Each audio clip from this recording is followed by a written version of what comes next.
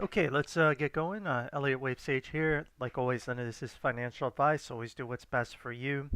Just use this for your education and entertainment purposes. I will not do a quick overview of the market like I normally do. I'll just jump into the super chats tonight, and perhaps we'll need to cover the market. But I think it's pretty clear where I believe we're heading. At least here we have a swing move down, and we should get another three swings down, possibly uh, like I show here, and it could be very erratic type price action like that, very erratic in nature like that, right? And then that. So if you're trying to trade this, see, a lot of traders are very confused. They're angry at Elliott Wave Sage, angry at the bull, the perma bull traders. Everyone is angry because the market is at a top in process or has topped. So everybody is gonna get destroyed as the market searches for liquidity because it wants your money for it wants to take your money now. People want profits. They're trying to ring the register, but there's not enough liquidity or they'll just crash the market. So they're trying to get this, and there's still these chasers and pumpers, and so it's a very erratic um, price action. So very tough for your call and put traders right now. Very tough for those guys that trade like that. Um, so your time frames have to be a lot shorter. Take your win and get out of the casino. You know, come in and out, in and out. Take your setup, get out, and that's the strategy. Really, we've been pursuing since July, with heavy emphasis on the small caps, which has played out nicely. Really ignoring the indices because July is where we got out right around here, and essentially the market is about to round trip that, and then we'll get back in on the indices down here. If the indices want to drop back down into this area, we'll be able to get back in it well below July. So a lot of people that are like, I held or I bought this August dip, I believe will actually be round tripped on that August dip and have nothing to show for it. Well, the best opportunities were trading the small caps that I've been posting throughout this time period that we've been in. So that's the way to trade this fifth wave and not stay in the indices where you're like feeling good, but now you're probably not feeling so good. And then I think when we're down here, the indice traders will be really disappointed and frustrated. They got round tripped. While guys like you and I are making a fortune on qubits, lunar, you name it. QSI pumped to our target or close to. Like we were in those. That's what we were trading in here. We were buying sound hounds in these areas, and we said F the indice. We're not dealing with the indices because we are topping. It's sideways, and we know we'll round trip, and then we'll hop back on the indices later. Maybe even if we're lucky at 480, and then we could try to hop back in on the indices and semiconductors. But let the day traders battle each other out, and I think they'll all end up losing in the end. The people that just trade the indices and right now Nvidia and they're gonna end up just destroying themselves. The bulls and bears. We'll find other setups to trade. We'll find other setups to trade as this and let this correction or bear market or even crash play out. And we'll trade other things that show up on our watch list and let the indice traders destroy themselves, which is what I think happened in the last week.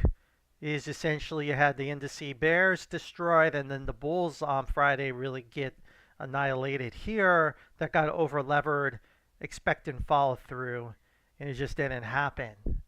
It just didn't happen. And now the market's in this like indecisive area, but I do believe lower is probably the likely path we're heading. All right, let's go to your questions, guys. Start from the top. Thomas, let's just jump into where you are, and we'll go to our requested symbols. See where we're at. MOWI. Okay, MOWI. Let's take a look at where we're going with it. Here's a chart that we've had. We want to see 248. It looks like we are making that trip up to where we want to go. A break above 210 should really solidify that view up to 252. And then, like I said, the market's got a big decision to make here. But I do believe we're going to go higher. Here you have looks like to me a three-wave sequence. Uh, Here in the connector wave within Y is taking shape. As you can see, this weekly cycle is broken lower. So this is a connector, and it looks like in threes. So it looks like we're finished a W here, and we're in some kind of X wave. We should resolve higher, but it's a weekly cycle correction, which should stay above this peak, but could still go lower. Let's look at the daily cycle. Now, the daily cycle has had a pretty big reset here, but it can, as you see, go lower. Here, you had a reset, a bounce, and a lower low. You could get that bounce and a lower low, and then finish your minor X wave here. But it doesn't have to do that. So we don't have a good area to kind of analyze. All we know is we're in X, and it could go lower. But I believe that will find support and will turn higher at the end, just like I have it here. And we have not. Now the thing is we haven't broke this peak here, so there is a possibility we're still in a higher degree X, where we'd come back and revisit this lower area at 170. The first sign that would happen is taking this pivot out there, and this weekly taking this out. But it would pretty much be a straight down crash scenario. You would want to see a lot of acceleration and follow through after a very shallow bounce here, if that's going to happen. As you can see, we're already turning up on the 4-hour here. So, unfortunately, can't predict the future too much. I just think this is kind of where we're trading. We are in a pullback on this X, and you do need to be careful that you're not in a higher degree pullback on this X. But ultimately, I believe in the future, fast forward, we will be up here, but the path to get there may be painful. All right, HSI, let's go to HSI, I believe Hang Seng Index. So the Hang Seng Index has been behaving pretty well. Here we had this WXY, and we did have a nice little dip by here for pretty much straight vertical. I think a lot of people that followed me made a ton of money on this little low risk, high reward dip buy. Now you have what looks like 5 waves down, right? If I look 1, 2, 3, 4, 5, it only looks like 3 up, and you are in the sell area, the short area, and it is finding sellers where this would be where the turn would happen. So I think it is in danger of another leg lower, like I have here shown here. And this should give you this W leg, then we should get another bounce, and then another lower. So it should look something like this. Now, ultimately, since it's 5 down here, I don't think we will come and break this high. Now, could be extend further. It could come back up here. Then things could get interesting, because then we could potentially break this high. But with the 5 down here in this pattern, I just would be careful. CBA, yeah, I would just be careful in thinking it's just going to go break out in this like inverse head and shoulders, and then it moons to 24,000. I would be careful if you're in it. And if it would have finished here, then there could have been a better setup. But I think this is where we're going, and it makes sense if the cyclicals are going to take a hit soon, and it looks like the cyclicals all are under pressure. So I wouldn't be surprised to see the dollar strengthen soon again, and then we'll see where things end up. So I think this is how I look at it. I'm not interested in China here. I'm on the sidelines. I wouldn't short it here, even though I do show this is a likely place for it to turn lower.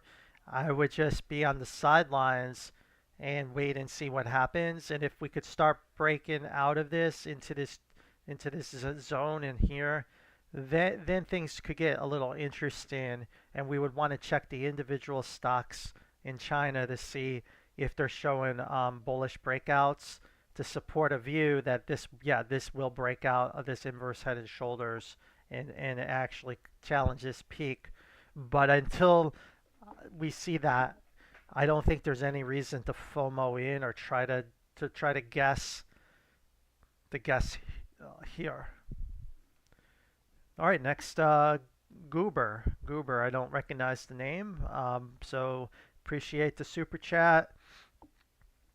Toronto Exchange.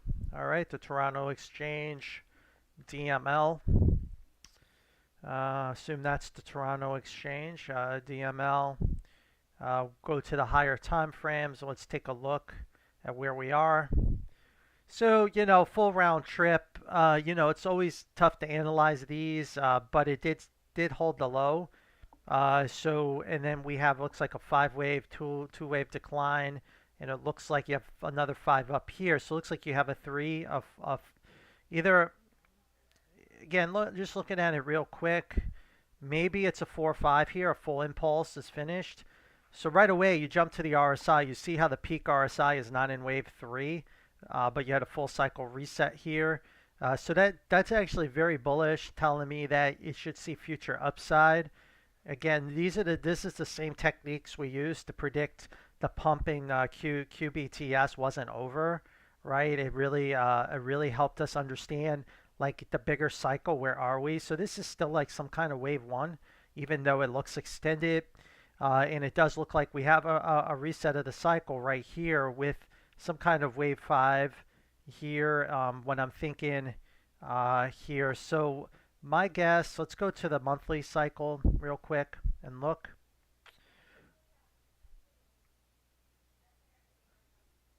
So if you look at the monthly cycle, it's trying to break down, right? So so what I think is it's a clear impulse off the low, and it could be a couple things. It could be a 1-2-1-2 setup, a 1-2-1-2 setup where we drop back to 186 and then moon, or it's five off this low and it could drop back down to this area, this lower area.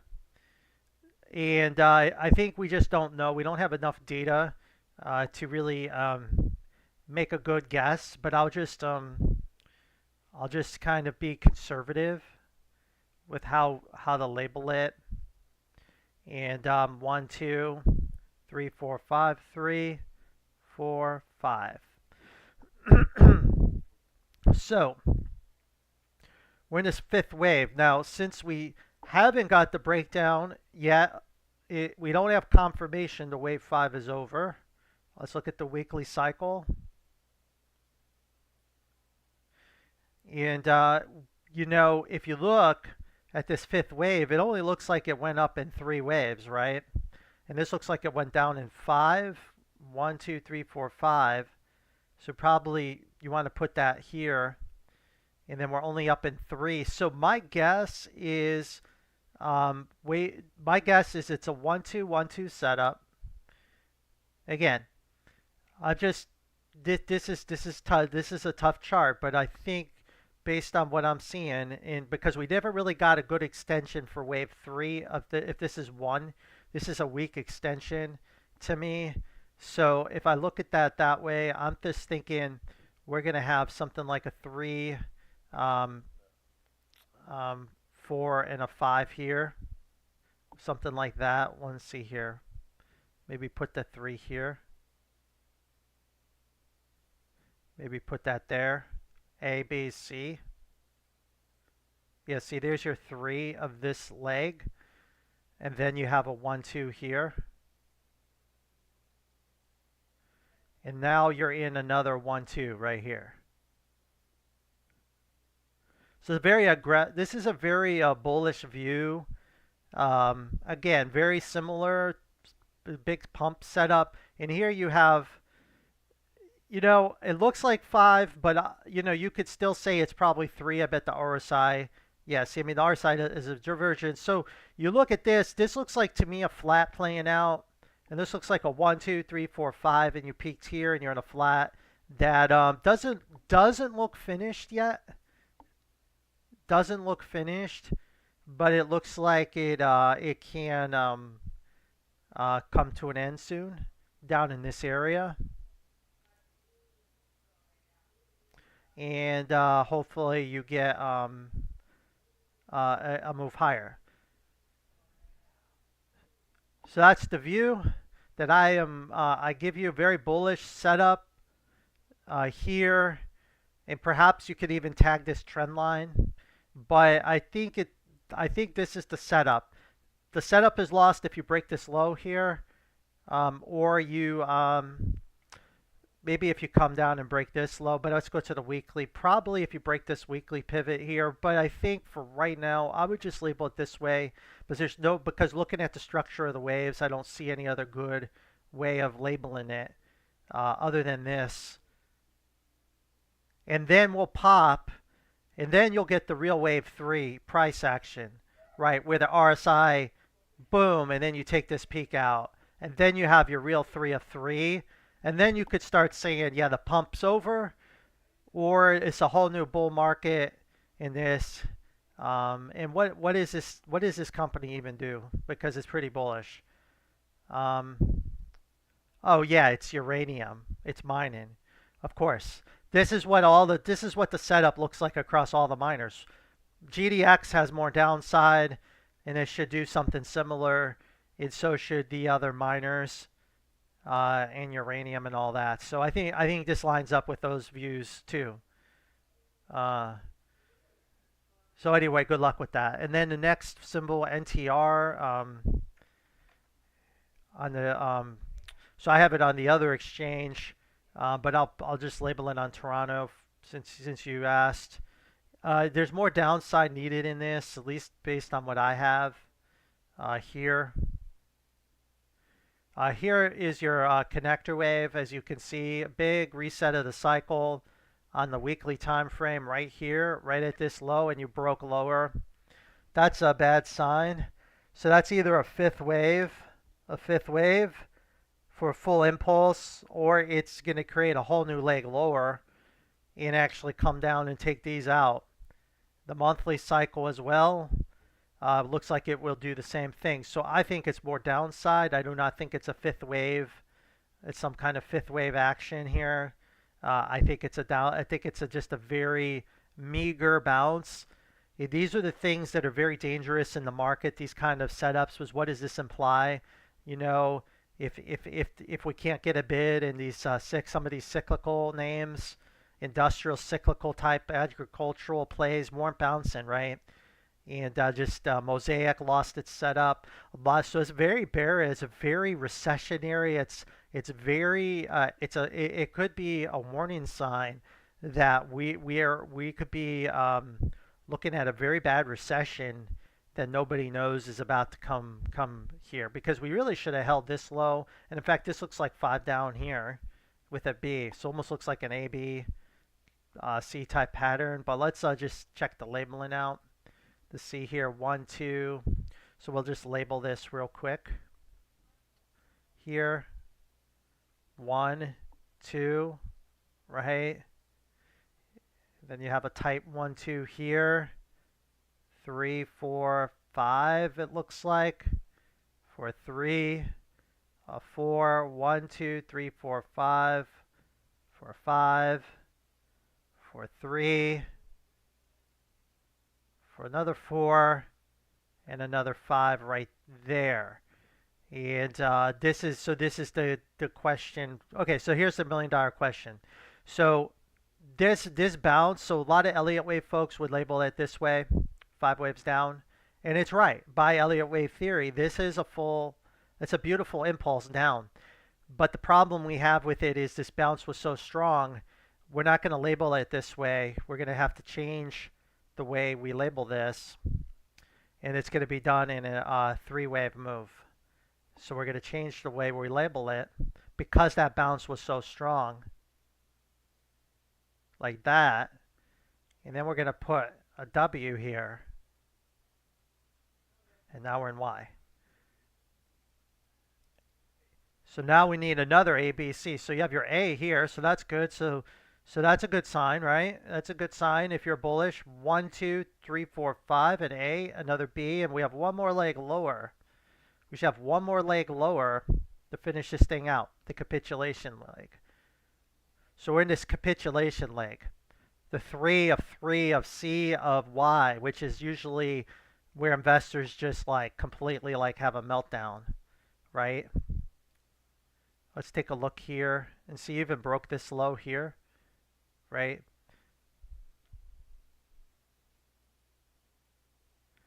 Here you erase divergence, very, very tricky. See, it looks like 5 waves up, but since you erase divergence, it's really a 3-wave move. 1, 2, 3, 4, 5, and a 1, 2, 3. So you guys see, looks can be deceiving. That's why you got to always look at the RSI on some of these things to really validate, you know, whether your view is right. Here, and this looks like a full impulse that finished right here. Or it's in 3, or it's about to finish. So this is this could be too many things. It could be a 1, 2, 3, 4, 5 bounce, fail, or it could be a 1, 2, 1, 2 setup.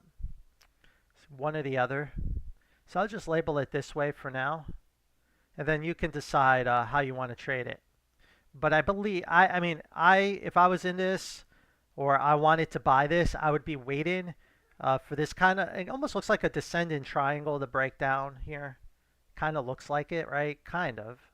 I mean, not by the letter of the law, but, you know, kind of. I'll wait for this to kind of break down, capitulate, and then I'd be interested in it.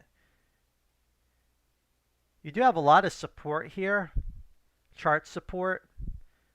The next area really is at 55, 50, low 50s. That's probably where we're going to head for the capitulation wave. Probably in the low 50s is what I'm thinking right now. Yeah, down in this area, 50, this area, somewhere in this area. And the key is erasing divergence all the way down. Weekly, all the way down. Monthly, down. Doesn't have to break this low. Is irrelevant. So that's it. That's it. So and then hopefully by then whatever deflationary scare is out there will end, because more than likely they're going to money print their way out of it. Stimulus, you name it, and then there'll be a boom time. Cyclicals are going to hit a grand super cycle wave 3. Energy will hit super cycle wave 3. Interest rates should really take off then, and all hell it'll be a lot of good money to make in the market, but just not in the stocks that everyone loves and cherishes. The stocks you love and cherish are about to frickin' crash, guys. They're not going to be where you want to be during the Trump presidency. Trump presidency is going to have a lot of challenges early on with the markets, because I think they got to get through this deflationary like impulse that's going to show up in recessionary numbers. And then whatever they're going to do to fight that is going to create a massive burst of inflation, which in some ways may be okay, I guess. Who knows what the Federal Reserve will do about it, but my guess is it will create a cyclical boom in the world economy. Perhaps our GDP will really take off and accelerate, and the real economy will do, like I think in the next 4 years, like really, really great things. But you definitely don't want to be in technology and growth stocks when you want to be in the cyclicals. I think that's what these charts are telling me. You're going to get capitulation in energy and cyclicals, and then some big ass inflationary impulse is going to come through in the back half of this decade, but the cyclicals are going to really benefit. So it's probably like really growth pumped up on steroids, and the Federal Reserve is just going to be forced to try to like combat that and they'll just keep raising rates to the point where eventually they'll kill the growth. But that will be will be a lot higher on our cyclicals when that happens. Just like we were in the 2009 bubble. Like if you go back to Cleveland Cliffs is a good one. Is a good one here if I can pull it up to show you what could be happening here with the cyclicals. Cleveland Cliffs is a super, what they call deep cyclical, close to a massive buy area. But hey, you're still going to lose maybe 50%, so it's not like you want to buy it here. But when this thing finally comes out, I mean, we will be trading up in these areas. Look at this box I've got. So look what happened during the last dot-com collapse, right? The dot-com collapse, the cyclical, but like this shit mooned. But then you had the financial crisis. So this shit's gonna moon again, and then the Fed, then yeah, they'll raise rate. Then finally, everything will be lined up. But I think the people calling for like the Great Depression too.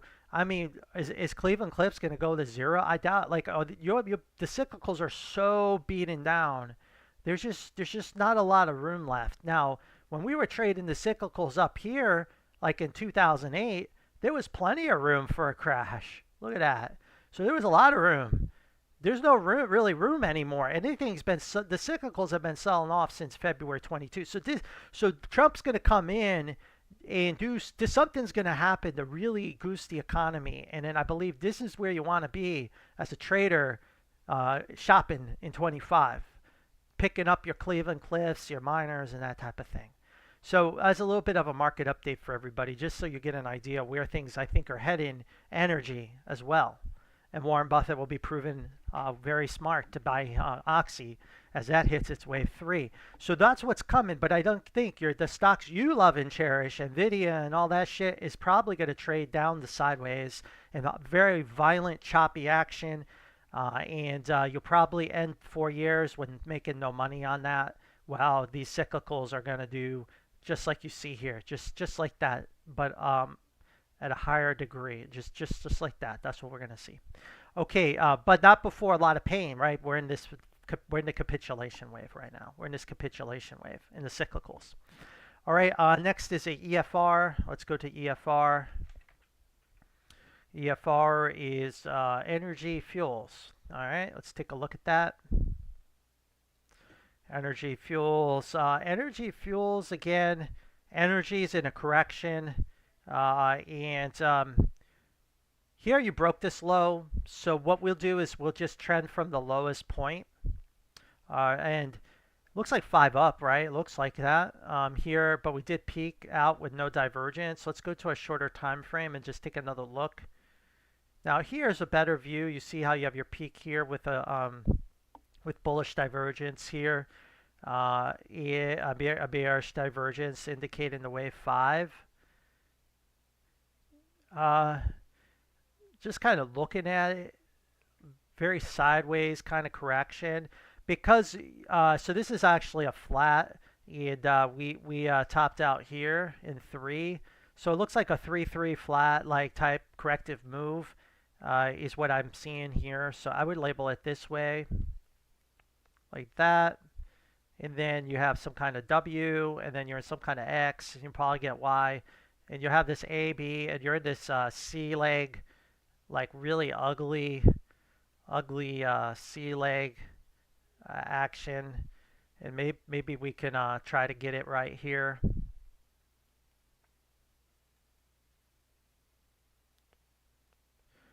And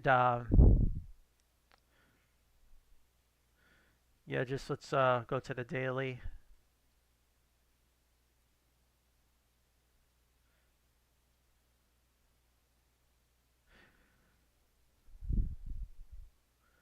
Yeah, so this is like did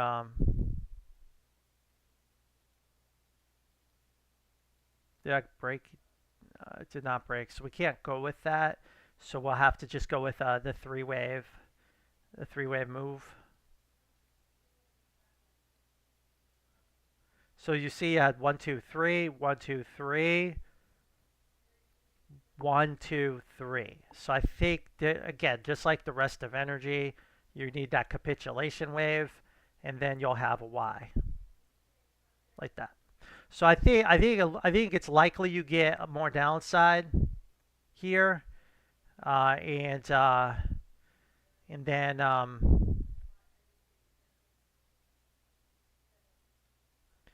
it could even see this area as this plays out. As you could see here, this looks like you're up in three. So you see how in this wave you have three as well. One, two, three. So one, two, one, three, and then yeah, one, one, two, three. So you don't have what I'm looking for is you need at least one bounce and a failure. You don't have that. You're just straight down. You need to move in three, and you want to break this low, and you really like to take this out here.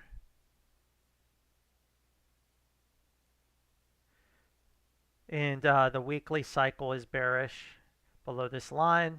So as long as you're below this weekly line, it should be a bear market in this consolidation will continue. I expect it to be down here at some point for the reversal area. All right, thanks for the super chat. Okay, Jose, Kava, Uber. Kava should be on your watch list. Again, Elliott Wave Sage isn't just bearish. We buy stuff, right? We buy stuff. We buy it. We sell it. We dump it. We hold it if it makes sense. So Kava has finished the whole cycle from its IPO. No biggie. Huge gains. My sister loved eating there, and she bought it down here. And she's like, I'll never sell it. In fact, she's calling me going, I want to buy more. She didn't sell anything. So that's why I think this is going to actually get even more crazy. So when she calls me, it's like I'm ready to dump it. Then I know this is over for a long time. So I think this will see another super cycle higher. It's just got to bottom out. Now there's this gap here, and I think the gap fills. And I think at that point, then I think the bottom can be in at any moment when this gap fills. Now it doesn't have to fill, but I think it will. I think it's gonna fill, especially if the SPY in the technology sector is going to be under pressure. I mean, we have seen stocks trade outside of the indices, right? Ask your small cap, how that's been working for that. I mean, small caps some of them are green on days the volatility is up there 20% so we can't like rely on that correlation too much. But if you look here, this looks like 5 down in this leg. Here, 5 down, and that's all you really need. And you're about to race divergence a little bit more. So we should get a bounce, like a daily cycle bounce here, somewhere in this area, if not already. And yeah, maybe if we're really, really good, we can pinpoint our entry at 104 right in there. And then try to at least get a bounce back to 134, 136. Or we get wave 3. Now, if we get a bounce, now again, there's always a possibility we get a bounce and it fails again like that. There's always a chance. So don't be stupid. Take profit, right? You got to take profit if you get this bounce because we are entering a bear market in the indices. I do believe that. And so there's a chance that this could happen even though, I don't show it. We are at the wave 4 cluster. We did fill the gap. I mean, you never know. Right, so you never know. So you got to be smart about buying it, and when this bounce happens, taking some profit at least, and respecting the risk of why. But you guys will have to do what's best for you. But that's Kava. All right, Kava's there. Next is Uber. Uber's close to our buy area, right? I think it's getting there, but not quite there. That's another one we nailed this top. We nailed it because we nailed the 3-wave move. The shape of this wave predicted this calamity that investors are faced with right now. Because a lot of people, just face it, breakout traders, we broke this high and they went long. They put their whole stack of chips in because that's what most people say to do. on a breakout because it's just going to keep going. Well, shit, what happened? Well, we knew that that wouldn't probably happen because it was just 3 waves here, not 5. Now, if it was 5, it was a little different. Then we would have been aggressive and probably bought it at 69. But now we're just going to wait. So we're going to wait and wait and wait and let whatever day trader battles happen here. And they try I think every other day on CNBC to bring people out the pumps Uber. But I believe this is where you want to be buying as a long-term investor, right? Right here, somewhere in this area. And if you look, you have a 1, 2. I mean, this bounce is pretty significant. That could be the 4 right there. And if that's the case, it may not make it down. It may struggle to get to where we want it to be. But I believe we got more downside. It could even be another, I mean, God help us, a 1, 2, 1, 2, right? It could be a 1, 2, 1, 2, and we actually gap down and then we trade lower into the 40s. So I'm just showing this as the label for now. And I'll just kind of wait and see what happens. I'm just going to wait and see what happens here. Now, I do respect corrective sequence. You have 1, 2, 3. 1, 2, 3. 3, 3. What if we get another bigger 3-wave rally? Well, that's possible. So we do got to keep an eye on that. So this isn't something you short either. You're on the sidelines waiting. What if we get a 3-wave rally? Well, then the B wave is just going to extend out. But see what happened. So we just keep waiting. We just keep waiting. But let the day traders take all the money from each other. We're going to keep waiting because one day C will happen. And when we get that C, then as an investor, we'll come in and buy it. And we may get it. We may get this now. But I'm just saying, since we only have 3 down and we really haven't had a big counter trend rally, you got to be careful of a bigger 3, 3, 3, then drop. But we don't have any signs of that yet.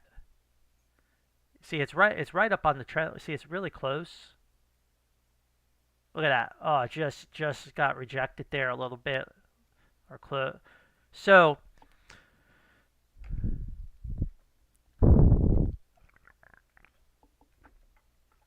that's where I think we're headed.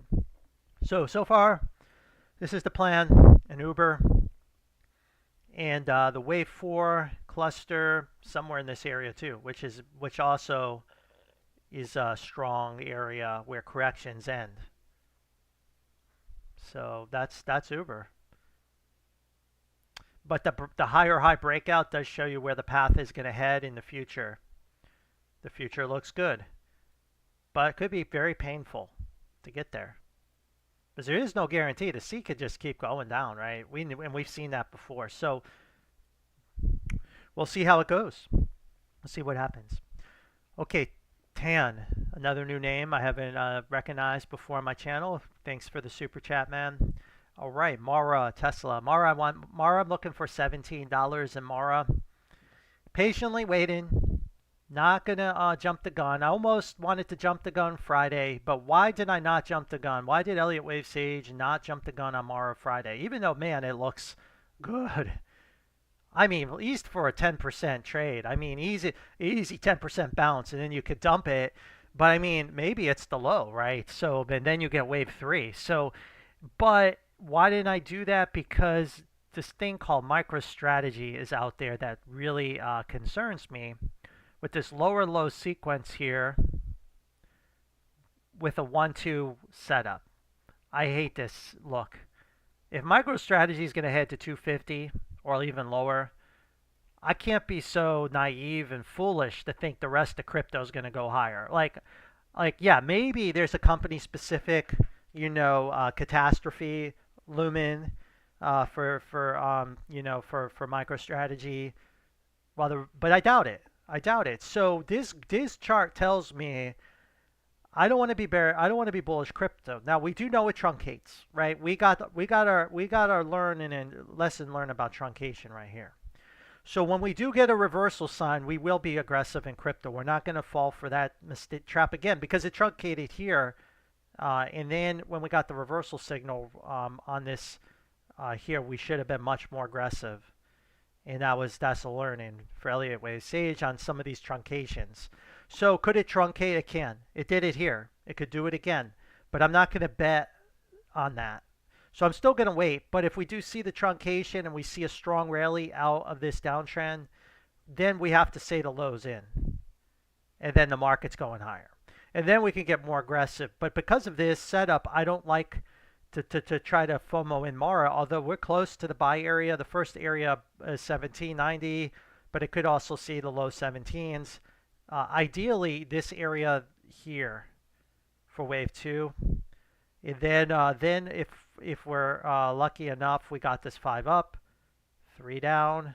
We'll get another swing higher, and we should be feeling good as crypto does really well in 2025. That's what this is kind of saying. But early, it still may, like the next 30 days, it may not be so great, right? It may not be so great. But that's Mara. That's how I look at Mara right now. Now Tesla's a tricky thing, right? Everyone wants to short it and play around in Tesla and Nvidia, but I'm telling you guys, it's like dangerous. So this was the short idea, right? But you got stopped out of that short, right? So there was a short setup right here. Some people took it here, and then it ended up doubling up on 2. It still found sellers, but it was still but it pushed through. So you really had to throw your risk management as a short seller out the window and just YOLO it to make the pay. And that's what it took. And so the people that did that, well, they're getting paid, but that was the type of risk you had to take. And I just don't take those risks. So if I was so inclined to short Tesla, I would have been stopped out on that. I would have got out. I would have closed the short with a loss, because I would have, and that's the way it goes. Now, do I think it's going lower? I do. I think it's coming down here, but the path to get there is very erratic. You only down in 3. So what if it does another 3 swings up and destroys even more of the short seller? It could do that. I think it can.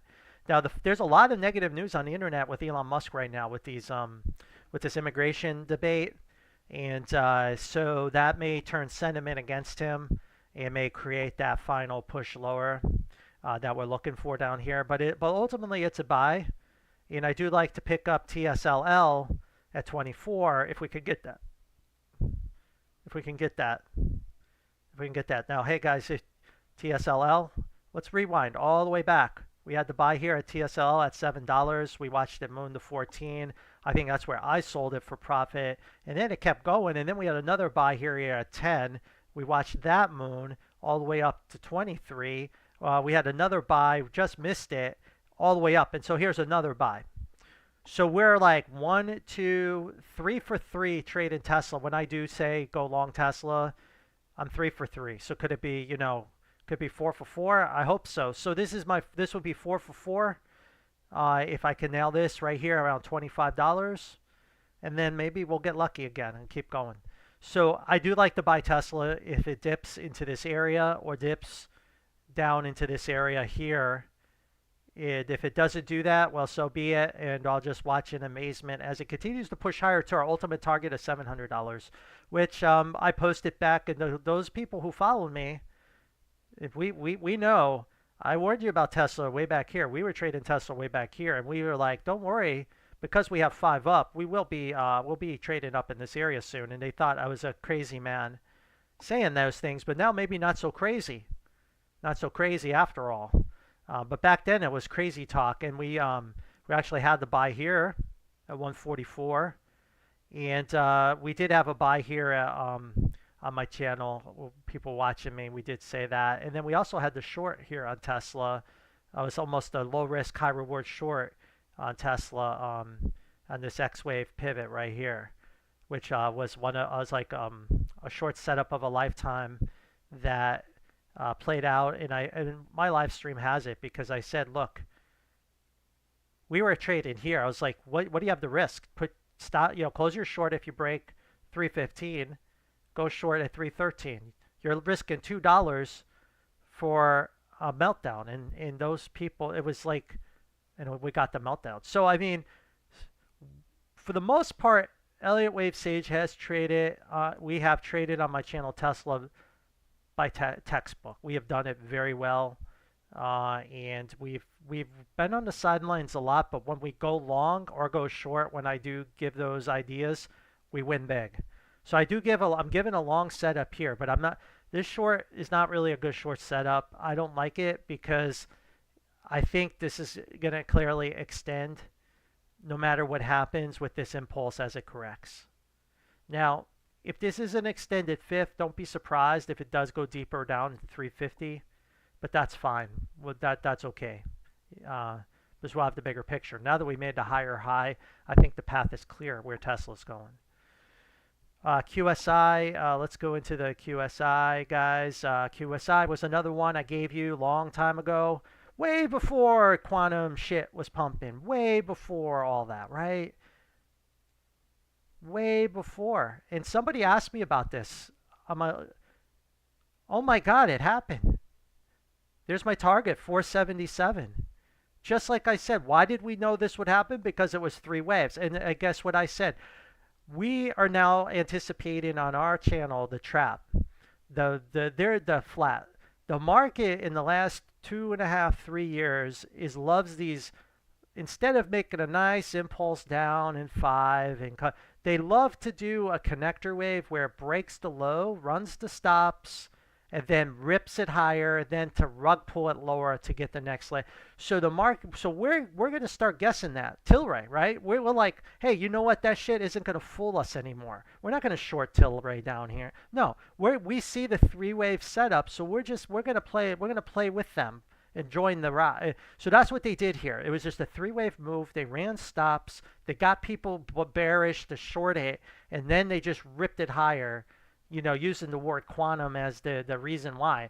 I think it's got more upside, but I think, we can look at it from a bigger point of view.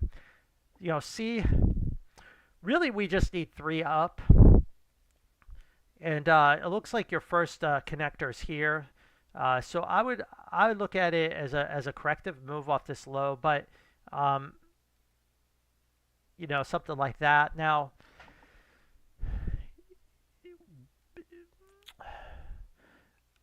I'd be careful. Like I would trade it in 3, although technically it should move in 5 off this low. I think to be conservative, I would probably just trade it off of 3, and if I'm trading it off of 3, this is kind of the pattern I'm looking for. So that means yes, you're not going to get all the gains, but I would be looking for a pullback. Maybe we already started that, and then another little thing higher like that. I would probably leave it here when this finishes out like that. Something like this that I've got here.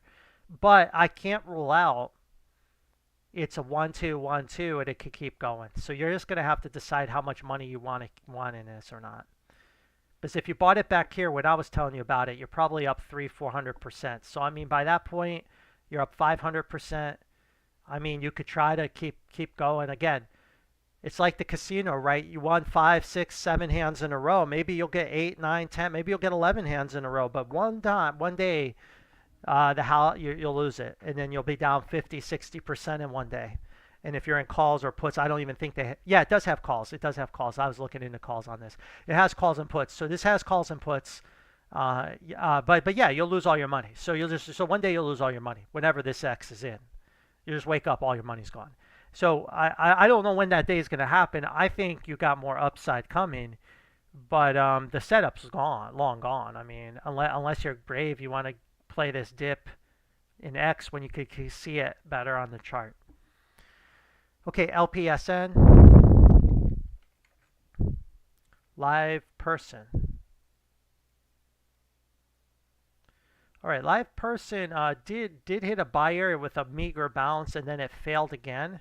So we did what we call the double correction, and so now the 2 is here in a 3-wave move down. So one thing you need to know about trading with the Elliott wave, idea is sometimes the bounces fail. There's no guarantee it could keep going, right? Now there is a strong likelihood it will break this high, but there was never a guarantee you could keep going.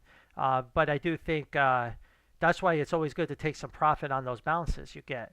So we got the bounce at 106. He bounced to 138, but then it failed for another 3 lows. So now we need to hold. We really need to hold 76 cents. So it's in a very It's in an area it's got a hold, or the bullish view is going to break down. As you can see, the cycle's already reset on the daily on this. So more than likely, you're already in the next cycle higher, and investors just don't realize it yet. So I think as long as you're above 75 cents, you're in the next cycle higher. Good luck on that. Okay, next one, two easy twins, GOEV. Let's go to that. Canoe. And again, I don't know what's going on with my charts and these guys, man. So again, it just keeps extending. Now, so you see how it erased divergence, and that's the problem with Elliott wave theory alone. It can't predict extension. So you're getting an extension in wave 3 to the downside. So you're not getting that fifth wave down. You're not getting that fifth wave down. Let me just go back and see what I had, what I was my idea on this earlier. Why? Okay, so we're looking for, so we did need to see, we wanted to see that capitulation. So you're seeing that now. So if this is Y, that's what you want to see, is divergence erased. And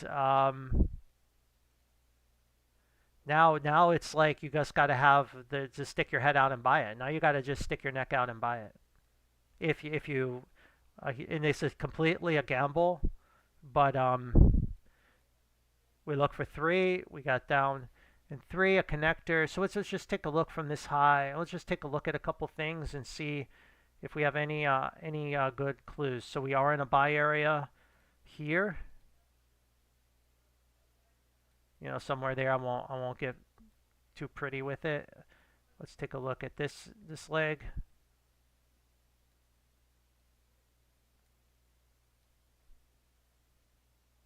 Yeah, can't analyze it. So there is Fibonacci support off of this corrective move, and you have 3 down with long-term divergence erased here, which is good. Let's look at the daily cycle. Indicates you're in a 5th wave of that 3rd leg. That's good.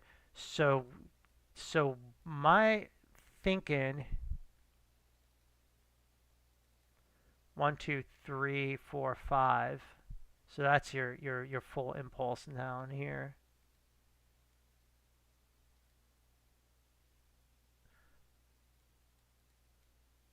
Let's go back. Let's see here.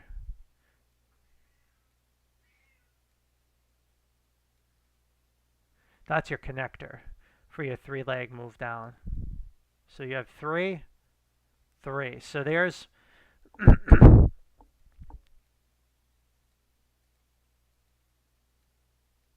something like that. Something like that. Now you have to trace out 5 off of this peak. But let's look at this a little closer.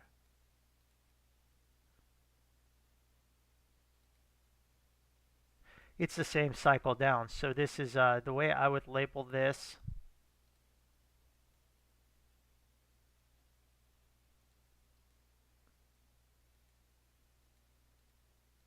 Something like that.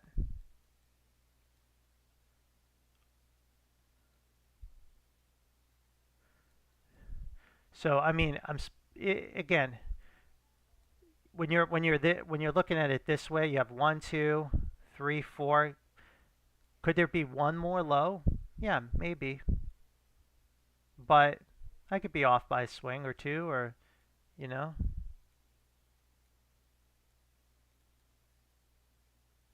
So you could watch this 4-hour cycle, and it looks like it's starting to break out.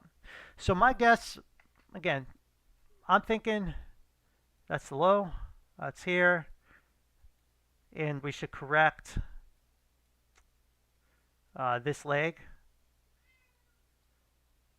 We should correct this leg right here. Correct this leg, and then you get a bounce. Maybe you get a bounce back up. But it should be a pretty big bounce because you're correcting this whole thing. So good luck.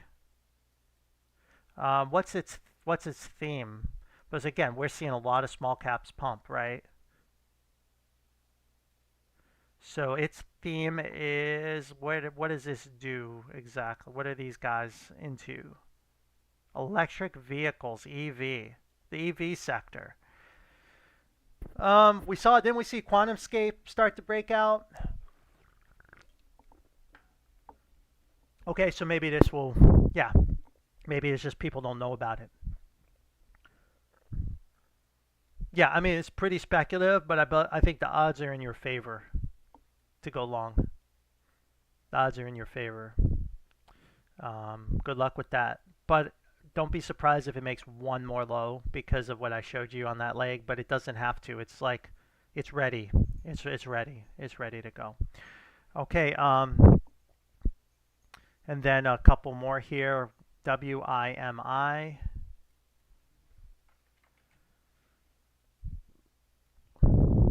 Whoa, that one really pumped. So we got this one right too on our channel. We got the C leg. It's in the sell area. So this one, we want to be really careful. Let's take a look though at where we are with it. We had the 1, 2. So the 2 came a little bit deeper here. And then we had another 1, 2. Looks like here.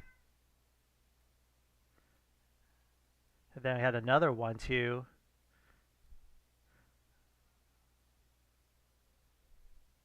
We'll just call that a 1, 2 here. Now we got to be careful that's not the 3, 4, 5. Let's see here. No, that's too deep. That's the same cycle. So it should actually, I mean, looking at it, should continue higher. It should continue higher.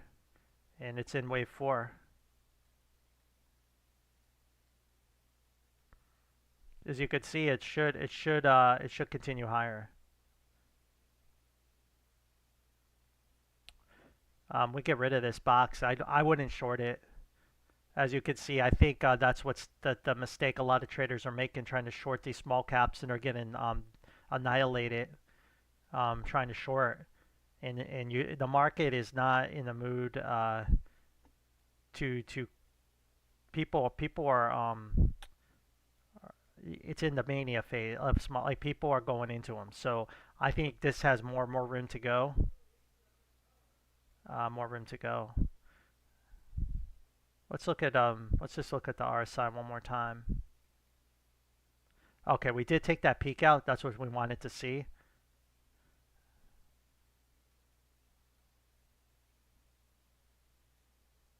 You know, there is a possibility, but see, you have 5 up here. So this is a 5-wave move. So we need 5 off the low. We can't. So that's why I think you'll still get a 4 and a 5 out of this, because you have a 5-wave off this low here. I want to see a 5-wave off this.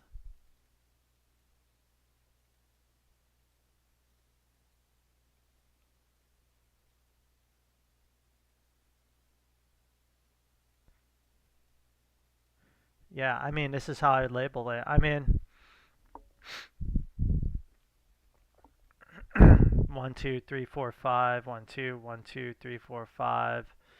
Yeah, so I would label it this way, and you'd have to put like 4 there.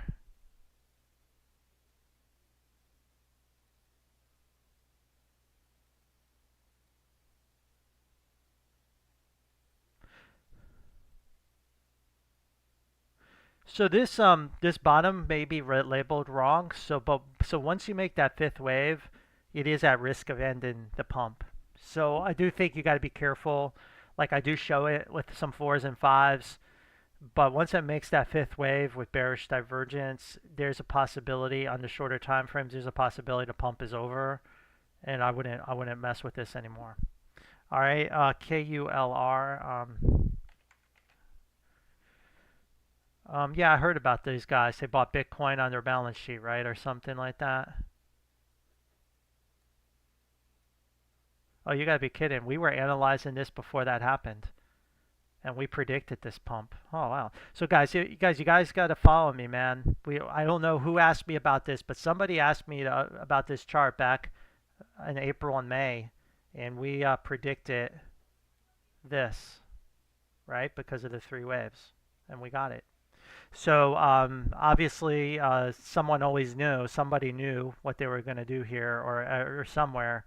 But anyway, we just have to label the chart the way we just have to label the chart, and there's really no reason to try to sell it anymore, right? It's a whole new it's a new business, right? It's turning into it wants to be it wants to be like a MicroStrategy, right? It wants to essentially copy their business model, and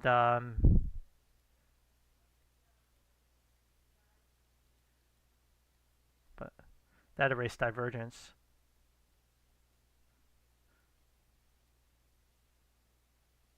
Let's see on the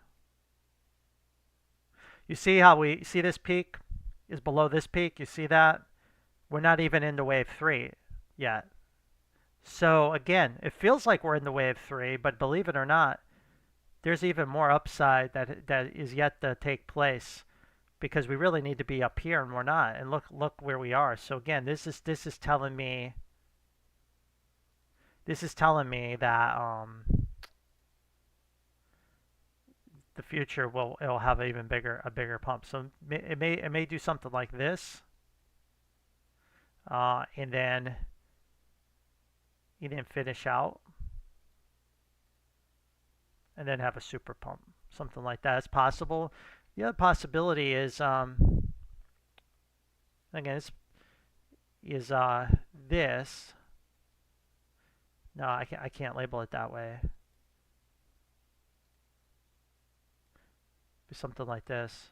I'm just gonna label it like this. This is probably the only way to label it. I would just say if you can get a three swing dip on this, you definitely will probably want to get a piece of this.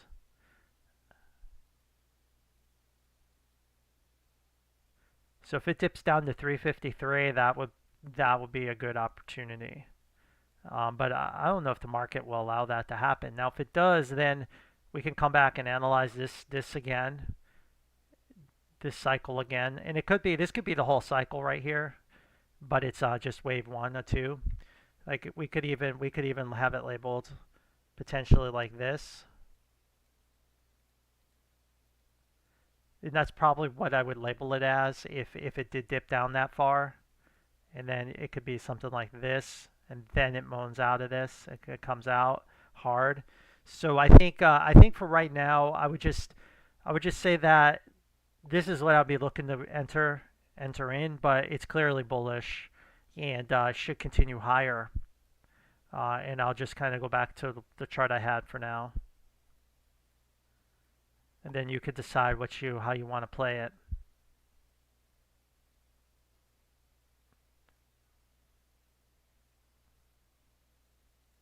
And we'll just have to see how this plays out to know what this is in this count.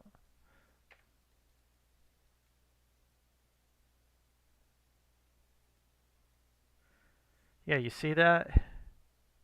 It's even below this peak.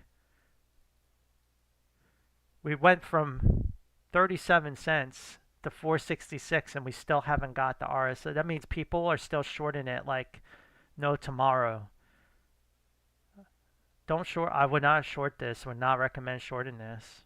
If you guys are thinking you're so smart, you're going to short it because I don't think it's seen the real wave three yet. So it should continue higher. All right, ATOS, Eric, ATOS, Ados Therapeutics.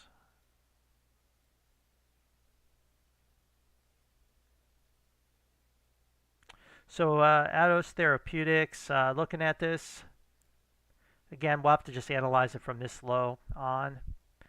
Right away, you only see three waves up, so you don't really get a good feel that it with no divergence.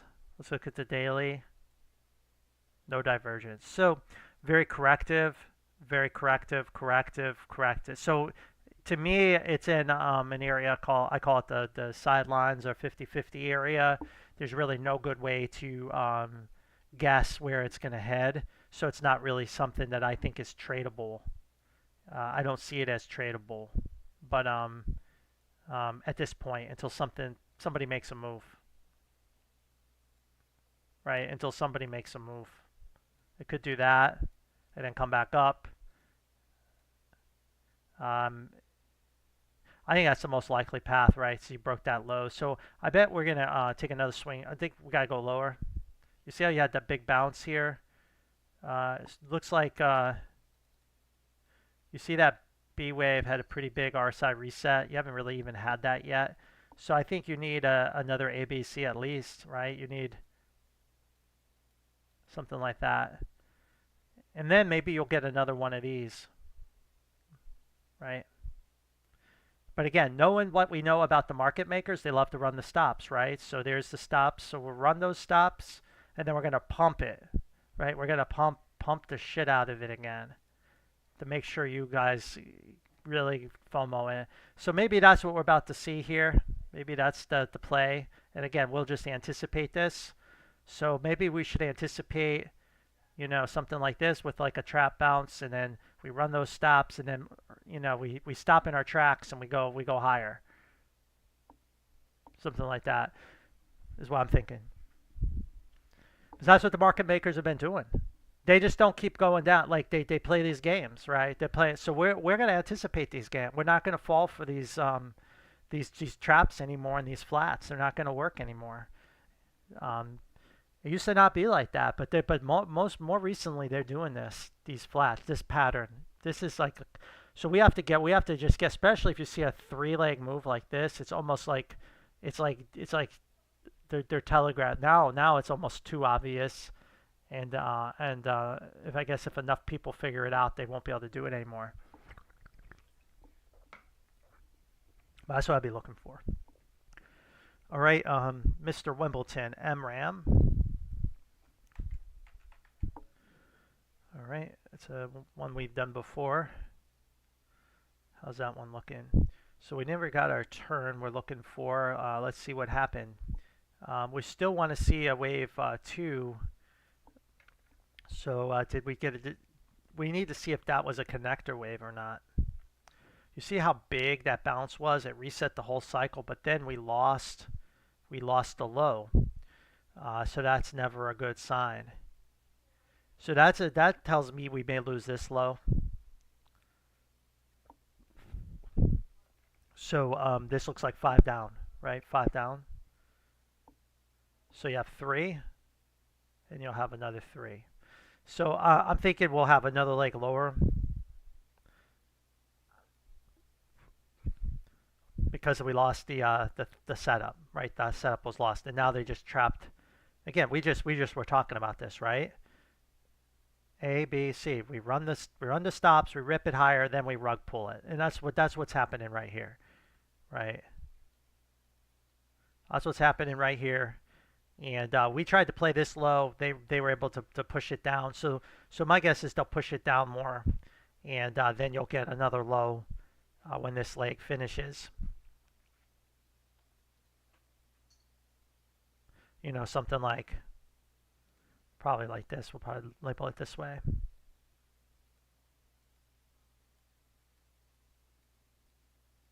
And then this is you know, something like that, or ABC, or however you want to do it. And then 3, 3, and then we have to hold this 190. So to me, by breaking that low, the bullish setup to me is in jeopardy or lost. But I would be on the sidelines and I would wait for more data to confirm where the overall direction. This is another clue. See, as long as we're below this, it's bearish still, so we could still rug pull and come down. So I think it's just people getting trapped in this corrective sequence here. That seems like it wants to resolve lower in this area in a nice three-way move down. Now looking at it big picture again, here let's see. Oh, there was a little bit of bullish divergence between those two wicks. Very, not a lot of bearish divergence. So I mean, if it's an impulse, it's very tight impulse. So You have to also be careful they don't run this stop on this push down and then rip it higher in a big corrective move. But I think for me, I would just, there was a setup. I think the setup was lost, and then they ran it higher. And now I would be a lot more careful and wait and see how this plays out. And if that weekly cycle could break out, maybe you could talk yourself into a bigger bounce. But you're really in a connector area, which isn't an ideal area to trade right now anymore. But ultimately, 162 has to hold. I think 475 will break. And I do believe we'll stay below this downtrend line. Even if it plays games in here and goes even higher, I think it'll still trend down. And that's MRAM. Okay, Mobile Eye. Let's go to Mobile Eye for JR.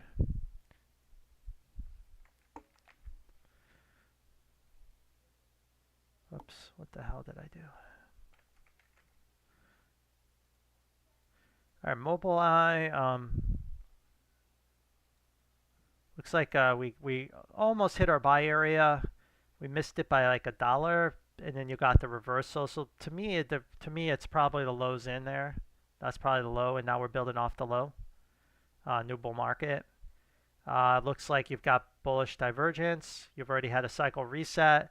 So to me, this is a shallow one too. This is very bullish, and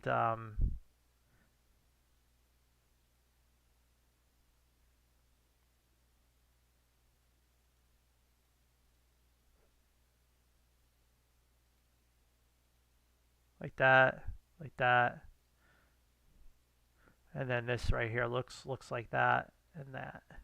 That's what it looks like to me. Something like this.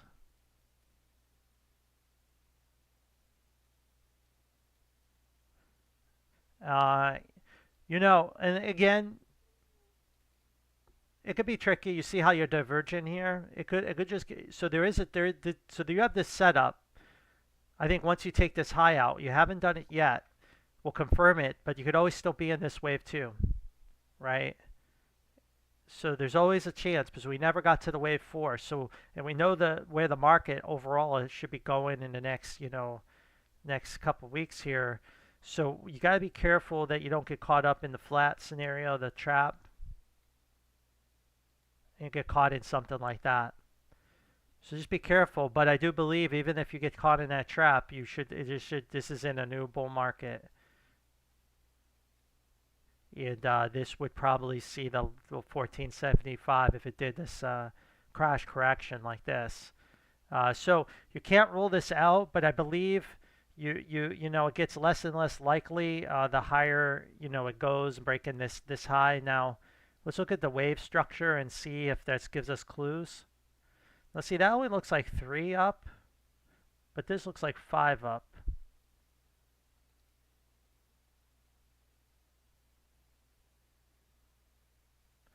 So 3 and 5, C, B, A, B, C. Yeah, this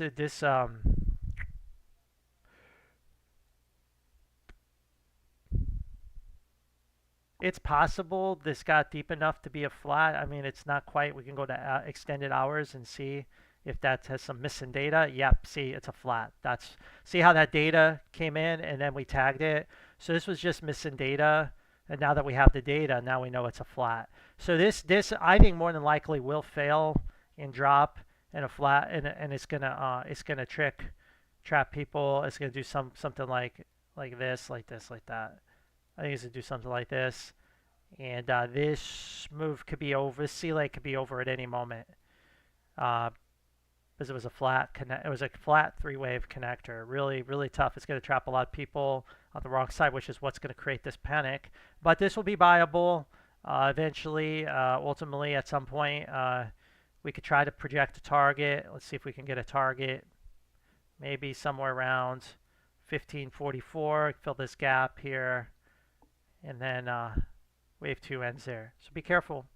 Chasing it, I wouldn't chase it here. Looking at that as we zoomed in on the wave structure, You gave us a little bit of a clue of where it is. So I think this is where it's heading. Uh, and it makes sense to me that that's where it would go as the bearish divergence in the RSI plays out. I mean, we haven't. You see, even the 4-hour cycle is extended. Like it needs to come down. So this is I think gonna get a rug pull. Rug pull. Earnings coming up. Maybe we'll be trading here on earnings for this wave 3. All right. Good luck on that. Okay, Les L. Shack. Let's take a look at how that one's doing. We know Wing is correcting, Kava's correcting, right? Those stocks. So more than likely, these food stocks are kind of running out of room as the inflation narrative is starting to take over again. So it looks like we got the 5 waves. We're on this wave 3 here. Again, we had the buy here, guys, by the way, at 37. So now here you see how you have an overlap, but it is like a 3 bearish divergence. You have a cycle break with bearish divergence. So I bet this wave 3 top is in, and we're in this wave 4. I never like shorting wave 4s because you know we got 5, and there's always a chance it's a 1-2-1-2 setup, and you could be short in a 3 of 3. So I mean, you know, short setup. Let me see if there's any. So you already went down in 3, so you had this bounce here. The daily cycle should bleed down. So I mean, it's likely that you'll get another drop in 4. So if you're shorting, you're hoping for that drop. You're hoping to get that drop in 4 and get another leg lower. And as long as this high holds, your short is okay. So if you short it here at 132.54, you can't have 133.48 break or your technical setup's lost, because then it could take another 3 swings higher on you. It could do another, even if it's going to move lower, it could do something like this and then move down on you later like that. So, but as long as this high holds, there is a chance it goes lower. And if you look, it looks like it's down in 5, right? So it looks like it should make another leg lower as it's down in 5. So you're hoping, if you're shorting it here, you're hoping that that's the B. That's the B, but you don't know, because you can easily take that out and then that could create a squeeze higher and B goes up and then you get C later. So that's it. So it's very, it's, you know, depending on how you set it up, it could be very low risk, high reward short. Yes, it could be, if as long as you leave the short position if that high breaks here. And then again, I would go to extended hours and take a look at that and see, okay, so that's still good and valid. Okay, so anyway, you'll be playing for that, but then just know that there should be another move higher coming. So good luck. All right. Options operator, NEM. So Newmont. So the best way to understand Newmont, look at the GDX, Gold Miner Index. Gold Miner Index has a nice 3-wave look. 1, 2, needs to hit 30 bucks for a nice opportunity for, I believe, a 1-2 setup, 1-2, 1-2 setup here. 1-2, 1-2, 1-2, 1-2. So a lot of 1-2s, right? A lot of 1-2s. So that would tell me Newmont should go lower, right? If this is right, Newmont shouldn't go higher here, but it should go lower. But then a massive move higher is coming in the gold miners in 25 and 26. This would be the trade of the year for next year. If this chart is right, GDX and the miners will be one of the best performing sectors in all of the stock market if this chart holds up next year. That's what this is saying. So Newmont would be one of the stocks of the year if it is because it trades in this sector. Now, I still think it's got more downside. Now, could it truncate?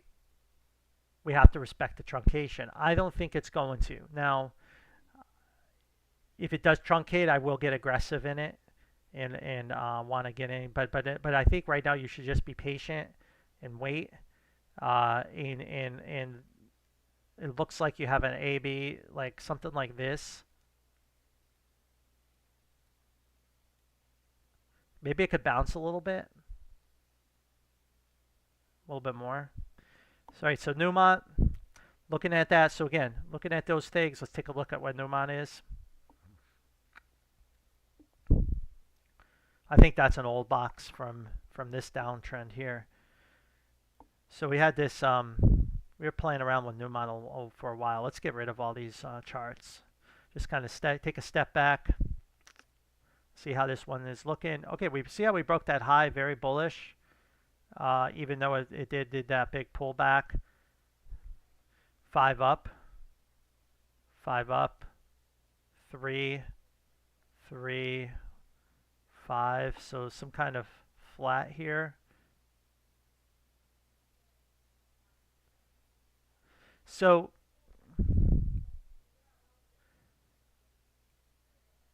again, just kind of looking at it, A, B, C. So it's probably like 5 here.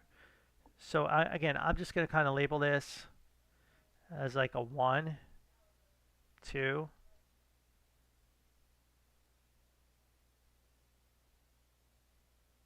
Wait, maybe I didn't do that right. Yeah, no, that's right here. 1, 2 here. 3, 1, 2, 3, 4, 5. So another one here. A, B, C, 2. And then here you have 1, 2, 3, 4, 5 for another 1, and now we're in some kind of 2.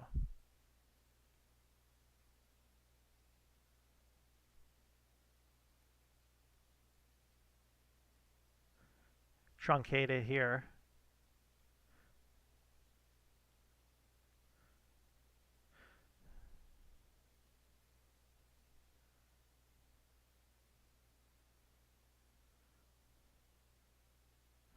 Flat, some kind of flat here.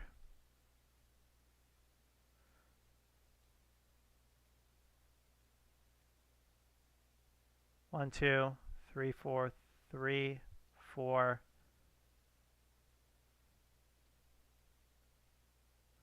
Put the 5 there. A, B, C. So it's going to be hard to time it, but I would time it when the GDX hits 30. Wherever this is probably the bottom or close to it. Perhaps it turns sooner, but to me it looks like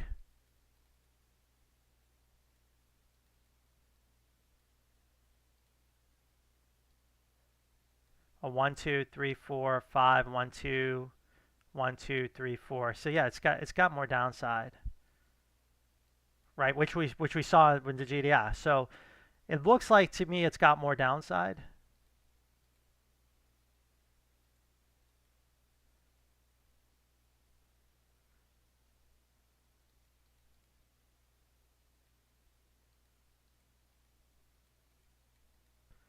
But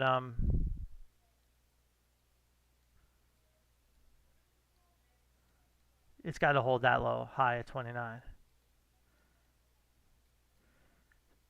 So again, bigger picture, eye on the prize.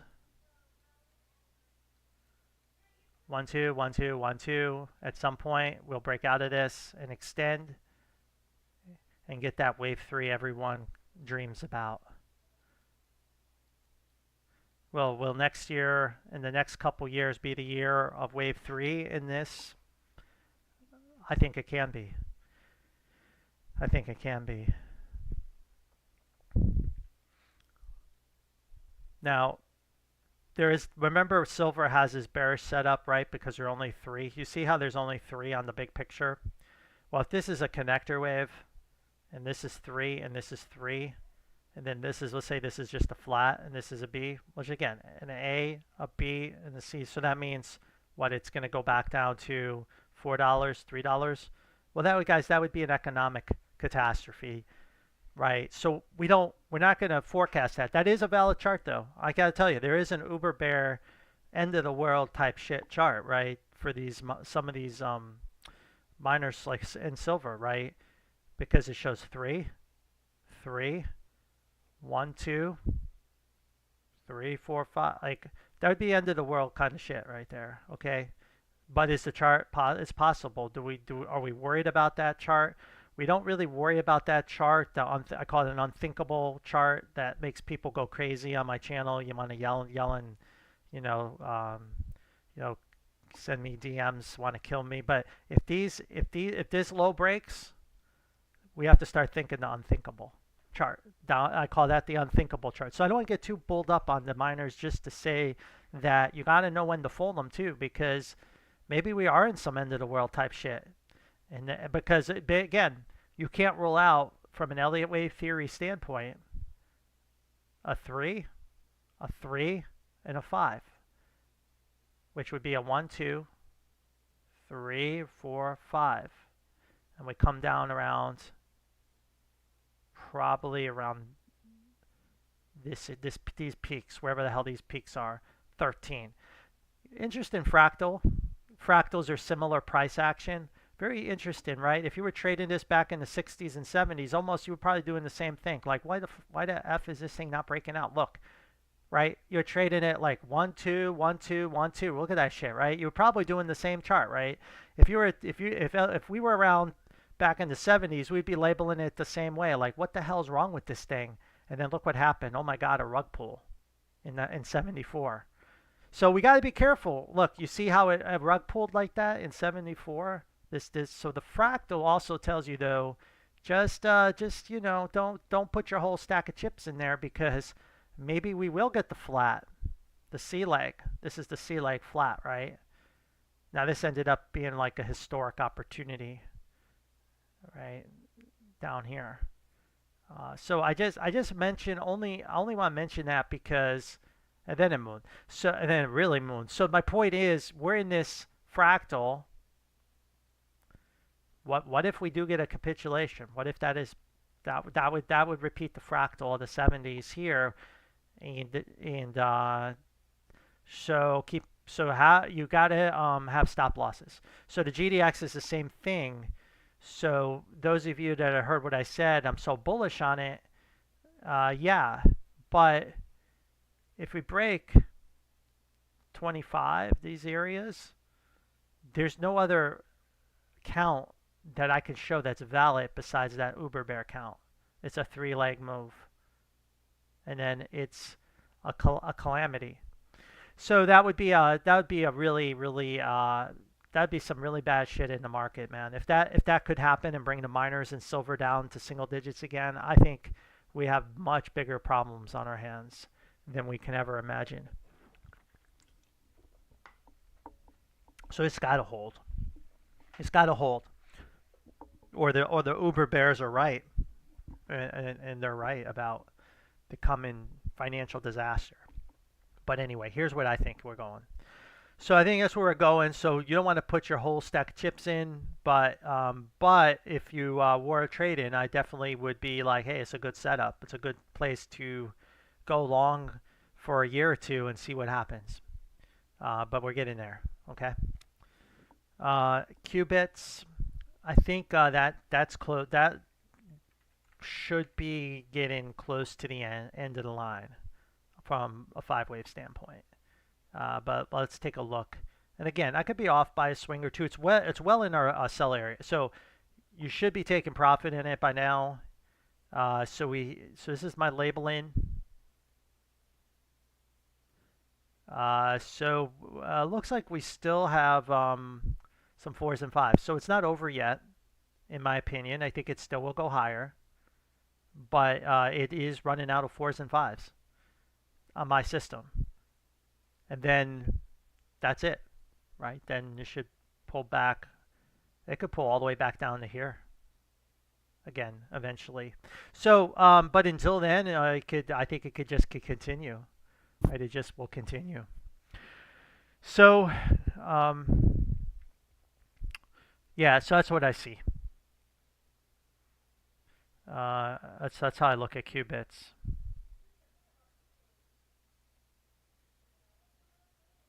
And again, I posted on Twitter the buy area here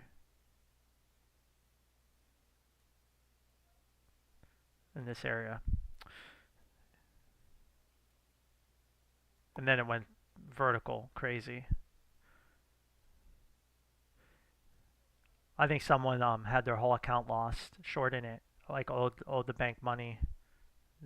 Someone posted. But again, this is why you can't short these things. Don't try to short this because this wave five could do that. I mean, we don't know. I mean, I was surprised how big how this thing moved. I was even surprised. And again, this could be off by a swing. It could be off by a swing. I could maybe put that three there. Maybe I mean again, it could I could be off by a swing. So just be careful, right? It could be like this, but it still shows more upside. Even if I do that, it still shows more upside. So just want to be. I would say you're getting close to the end of the line. I mean maybe I think one more high, and then it's like 50-50 if you can get another high after that or not. LEU.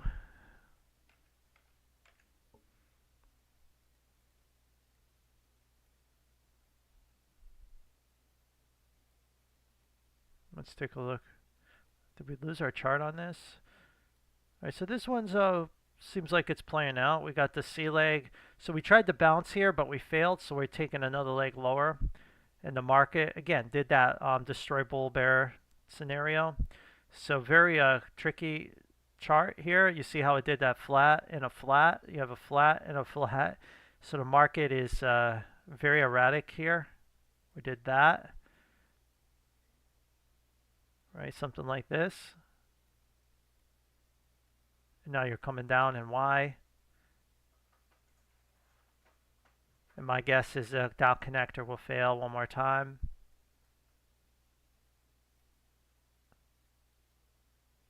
But let's look at the RSI real quick.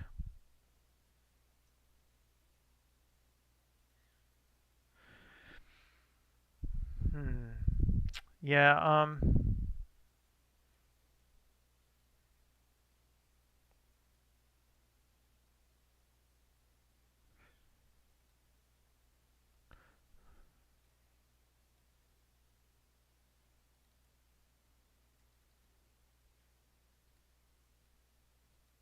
I think it's something like that.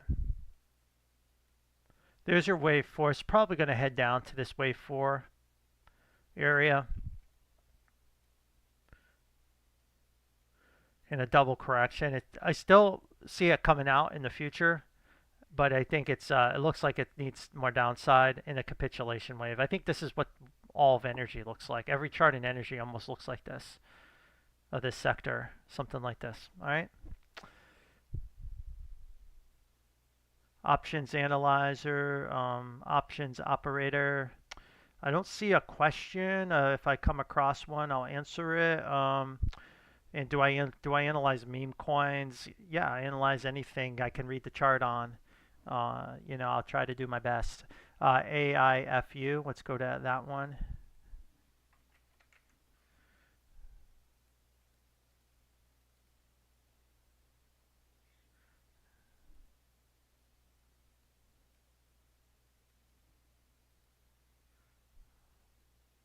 All right, so we're pushing down in Y, hoping for this to end soon. 1, 2, 3, connector. 1, 2, 3. So boom, there's your big connector. 1, 2, 3, 4, 5.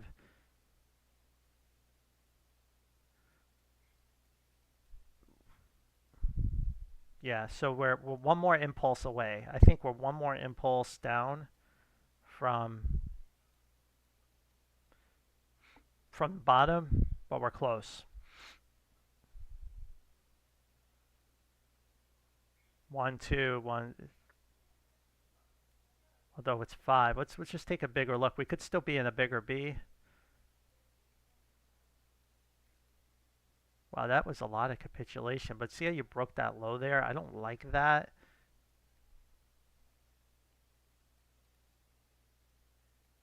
It has the right look from an RSI standpoint to be at a major low right here, but then you broke it. So here's how I play it. I play it as you're in a bit the cycle's over and you're in a big connector wave, and I believe the market makers run the stops and they're going to run it just like we've talked about on our channel, where you get this, and you get this. But I think this C leg could go pretty high because you're really correcting the whole thing. So I do think that's the kind of the play, and the way you would want to wait is like on the daily cycle, just kind of like see that line. Once you break out, then you'll know that B is set and you're going to get that breakout. Until then, you could still grind, try to take it lower. I could try to take it lower, but this is kind of the play. This is the play, and then just kind of let it ride and see where it ends up. But I think that's what's happening here. That's what I think's happening here. Okay, let's keep going. Timothy. Well, Tilray, so Tilray, again, thanks for the big super chat.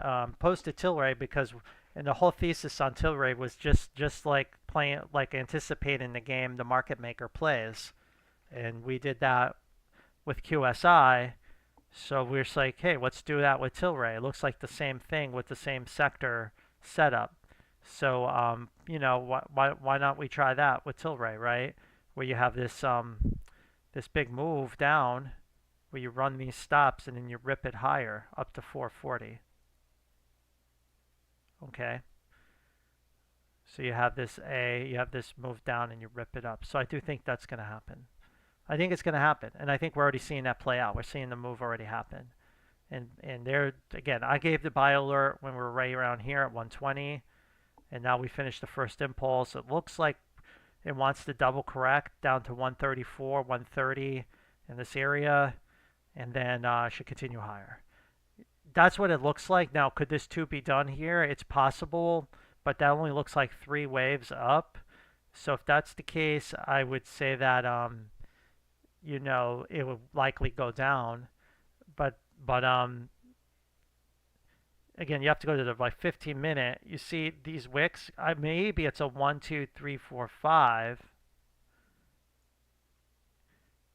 So there's a chance, and it's not likely that it is already finished the 2 here. And that's a 1, 2, and it's about to moon next week. Next week will be Tilray's week to pump. I think this dip is more likely, and then we could start moving higher, getting some really good gains in it in the coming new year. But that's how I look at Tilray, and I do think it's gonna eventually end up in this area, and then they'll probably rug pull it again somewhere in this area, and then they'll rug pull it. That's the idea. But if you're already in it, you're probably already up 35% or so, 30% since I talked about it. And that's where we are. Okay, then there's some more here. BBTBT.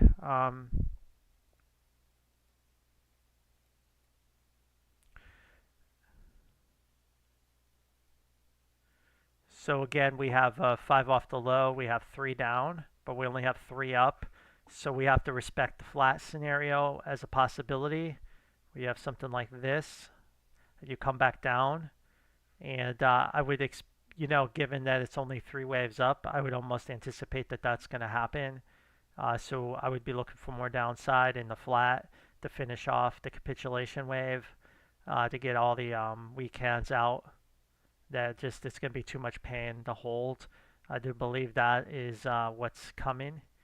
And then it should hold this low, obviously, but it could be pretty deep, and it should break this low at 189. So I'm looking for the flat setup here.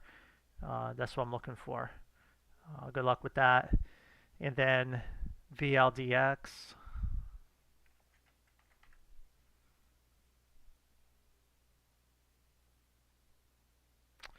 Can't really analyze that, but I'll do my best.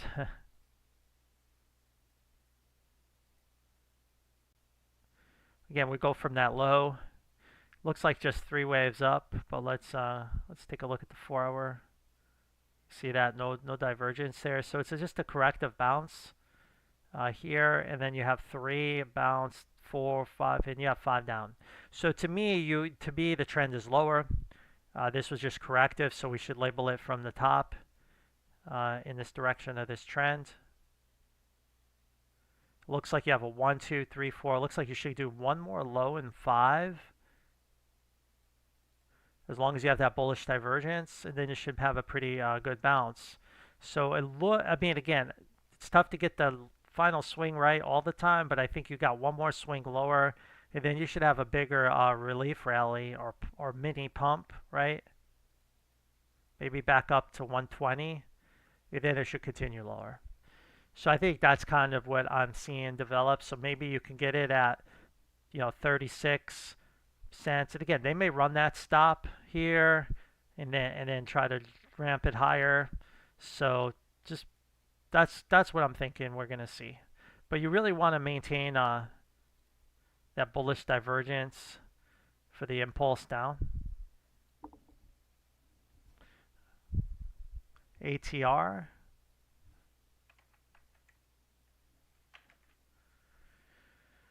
All right, Aptar Group.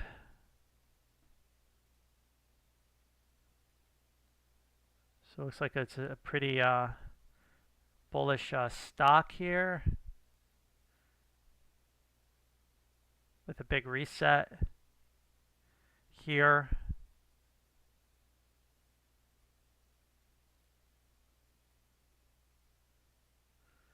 You see how the peaks are early in the phase, so chances are it's a 1-2, and we haven't seen like the real breakout yet, but it's about to. So my guess, again, just kind of looking at it, something like that. And then you had a 1 and a 2, and now you're coming out. And now you just broke down here. But you see how you had no divergence at that top? And you see how this was like a really weak correction? Like it was, if you were correct, think about it. If you were correct in this whole move, and then it didn't even get to the 4, what do you think? I think it's a flat. I think it's going to be a flat.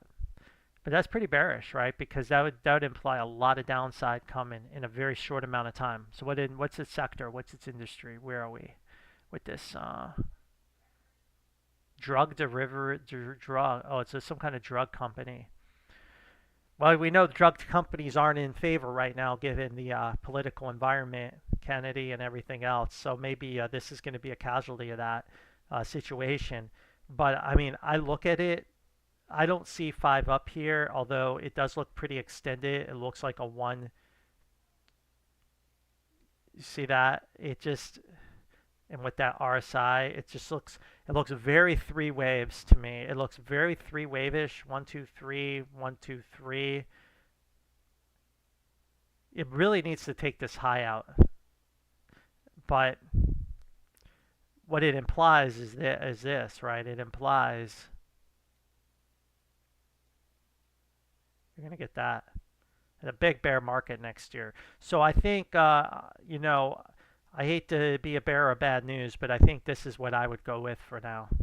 And you'll just have to decide if you believe it or not, or if this makes you angry. It did get rejected at the flat area. This is where flats normally get rejected right here, and that's exactly where it got rejected. So I would say as long as you're below 177.67, you have to be very cautious being bullish, as a flat could emerge, and you could see rapid losses, dramatic losses in a short period of time, only to find support for a much bigger bull market in the future. But I think you got to be careful with the flat. To negate that, you need to take that high out. Then you have a new wave 3, and you'll want to then buy the dips in any pullback. But I would not want to buy this right now. I would be on the sidelines. waiting and see what happens. Okay, that's ATR and then CRV.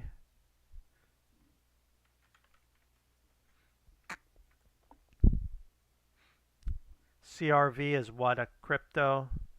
CRV, CRV is, I assume you mean the crypto. Can you put in there what you want?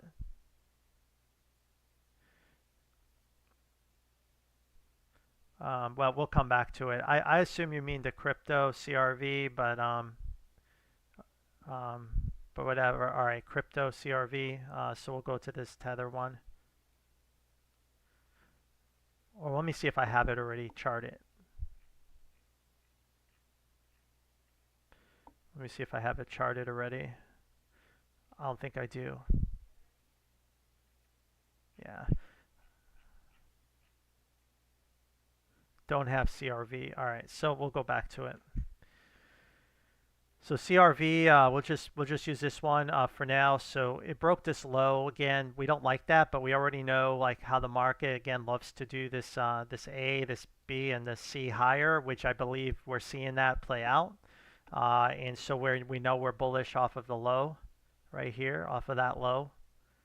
And so now we just kind of trace out the impulses. As you can see here, very little divergence at this peak, but it's probably enough and with enough extension to call it a 5-wave move, but they only have 3 backs. So this looks like all of crypto right now. All of crypto kind of looks like this right now, this chart. I mean, where you have this 3-wave move, but this could be the low. This could be the low for sure. And it could go higher. But it can easily make another move lower in a double correction. We just don't know. We just don't know, and no one, crypto has not shown its hand. Now, if it could take this high out at 108, well then you know the low's in, and it's just going to keep going. But there's no guarantee. We don't know. It's stuck. Crypto's in stalemate. Almost every coin has this look, has the same setup, and really you need to be on the sidelines if you don't have a trade already you're in, and wait and see what the market wants to do. Because if it breaks lower, well then you know where to go in and buy it. And if it breaks higher, well now you have more confidence to go long. But right at where it is now, it's a guess, and essentially Bitcoin has the same look. Every crypto I track is the same look, the same situation, the same situation. So could it dip back down to 40 cents? It can, but we don't know. I think it could dip. You see, there's only 3 up, so I would be careful for another dip lower. But the market will decide soon. Hopefully in the next 24 hours we'll know. All right,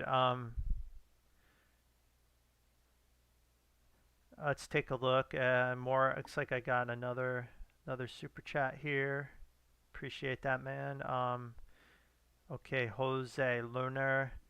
Yeah, Lunar was a good one. It was another one set up like qubits, and we took advantage of that. And again, for some reason, sometimes some idiot, literally the minute I post it, they like to dump it, and then they get like, so it's crazy. But yeah, so we're looking at a couple things here. Okay, so Lunar, we have this 3-wave move down here, 1, 2, 3, 4, 5, and an ABC down, boom, 1, 2. Now here's a problem I got just on the shorter term. Here you have 5 up. You have 3, so you have 3 here. No divergence. So here's you got to respect a couple things with the market right now. As a trader, day trader, okay? The buy alert was given here in this area, and now we're here. You should have took some profit, right? You should have. I mean, if you didn't, I don't know why you wouldn't, but you should have. Because there could be a flat, and that's why I have this box down here, just to remind me of not to get too carried away with it. Because until we take now, once we take out 1965, it's gone. It's it. There's no more flat now, but there is a possibility you get this, and you go, oh my God, why would this happen? Holy shit! What are we talking about? Well, why? And again, this would happen in all the small caps. Well, the IWM is the king of small caps. And look, wait up. Look at the IWM chart right now, guys. This chart looks like shit. This chart looks like shit.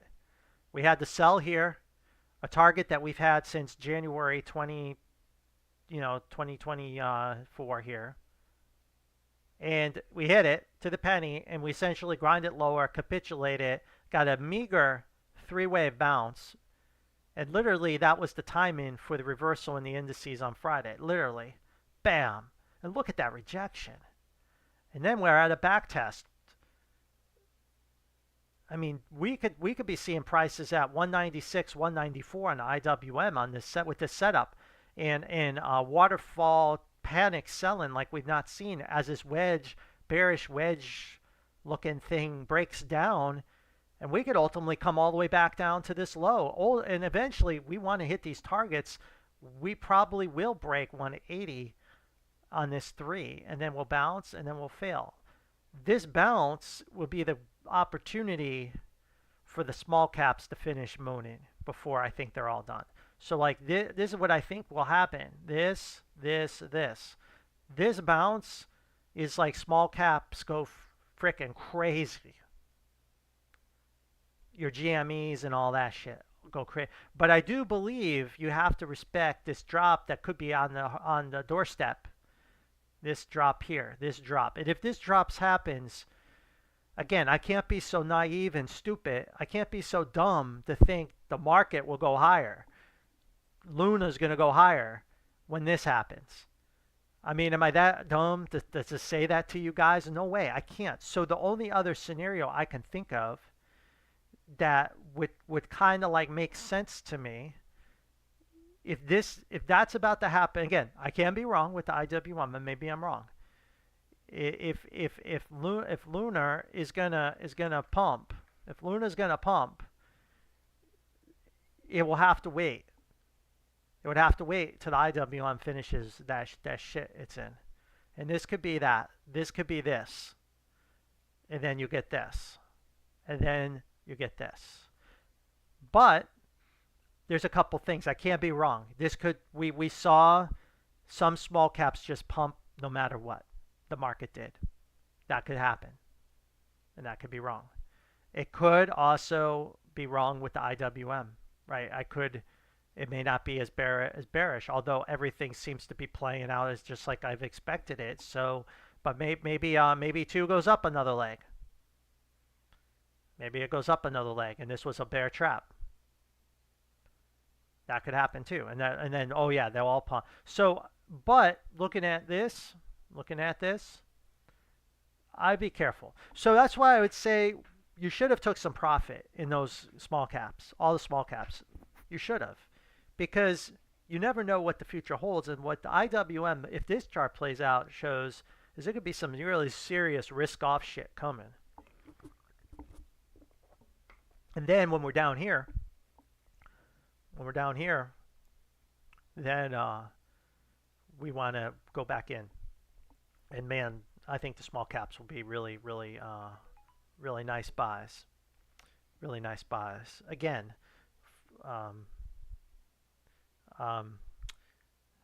so let's see here.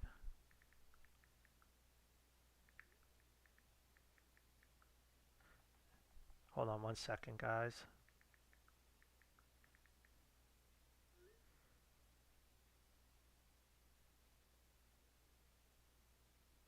Okay, so anyway, so you got to manage your risk. So I guess good risk management is important right now, given where we are on the shorter cycle.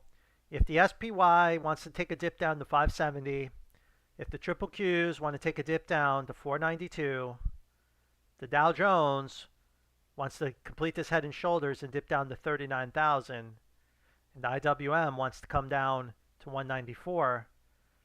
I can't be so stupid and dumb to say, "Oh yeah, it's going higher." I mean, it will in the future, but not like the shorter term. The shorter term, if this is right. Now it can be wrong. It can be wrong, right? It can be wrong, but it's just kind of odd. It's real. interesting scenario where we rejected exactly where we should have for a bearish pattern. So the bearish pattern is playing out. So good luck trading it. And like I said, it could trade outside of these higher correlations. And if it does, well, then consider yourself very lucky and fortunate. And yeah, you'll have to decide how you want to manage that lunar trade, where you want to how you want to manage it. But right now, I would just say, we need to take this high out. We could get a fifth wave and then pull back. So it could do something like this. Get a small fifth wave, and then have a little bit deeper pullback, and then come out. So it could do a lot of things. So it's tough to say, but I want to see more upside, obviously with extension, and we're just getting started. Look at the RSIs. You're not even there's no wave 3 to even in sight. We're nowhere near the wave 3 of 3 yet.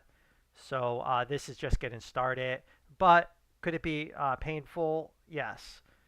Just consider yourself fortunate if it does do this, that you could get more, is all I can say. Or you can get in on the trade if you missed it.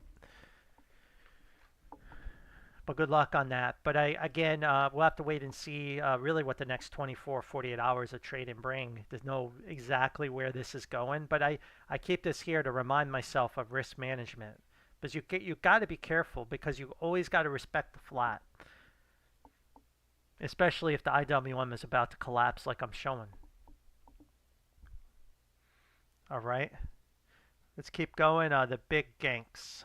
Celsius is acting real weak.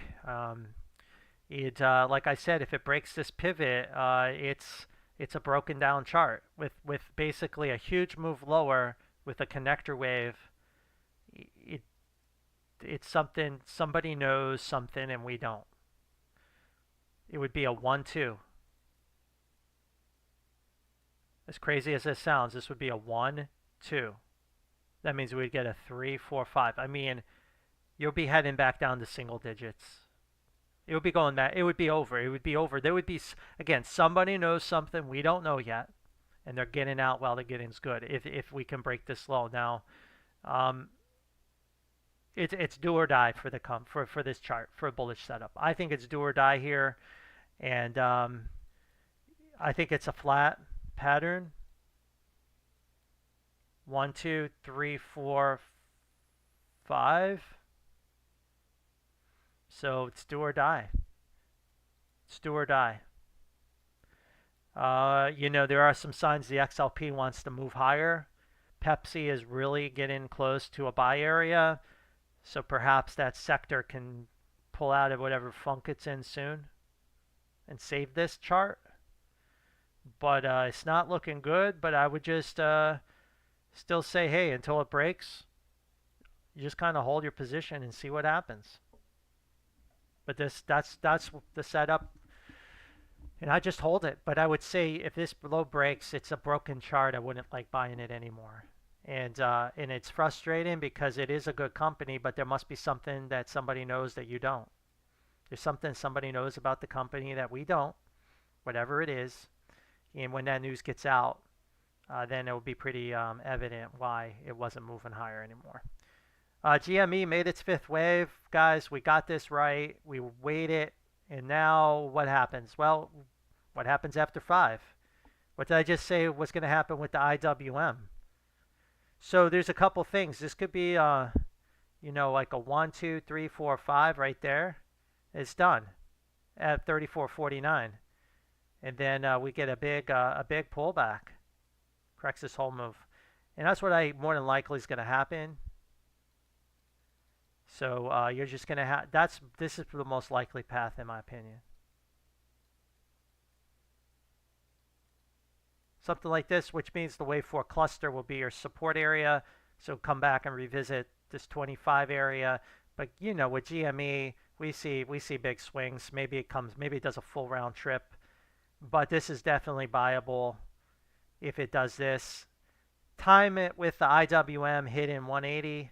If this happens and the IWM takes a dump, that's the time in way to time in. I would be having this on your shopping list GME, because then you're at the 1-2, you're at the setup where it should be ready to roll here. Now there's always another possibility, right? I always, show I'm just showing you what I think is likely, especially with all this divergence. But there's always a possibility that it is a 1-2, 1-2, 1-2, and it just goes crazy high. Again, I don't know. I would have to sit there and tell you, yeah, the IWM's going down to 180, but oh no, GME is going to go to 60, $70. I mean, I think that would be pretty stupid of me to say something like that as someone, that reads these things. So I think you have to call it this. But I mean, if I was long from back here, which is what most people are, I wouldn't worry about it. You're just gonna have to hold through all this shit. Whatever is about to happen, you're gonna have to hold through it, and just and then if you get it lower, well, consider yourself lucky. You can buy more. I would just say that there, but you can't rule out that we're in the mega pump situation. It's just looking at where the indices are trading, the IWM, just doesn't seem likely that's going to happen. It's likely that this is going to happen too. And we got that high with the 5 up. And now you just kind of got to wait and see what happens. And if you could take back out 34.41, well, then there's a chance that this 5 is going to extend and you could get that bigger blow off top. So again, it's very important to reclaim this high. If it can't, then it more than likely the top is in. Bitcoin is in that area of indecision. I do believe it will go lower. My personal belief, because of MicroStrategy's chart, it shows that the sector could have another leg lower. I had an 84,000, 82,000 as the buy area, and that's what I'm looking for. And this would be a 1-2, 1-2 setup, and it would be an ideal entry. It could be your last chance to get in before a really big move higher in wave 3.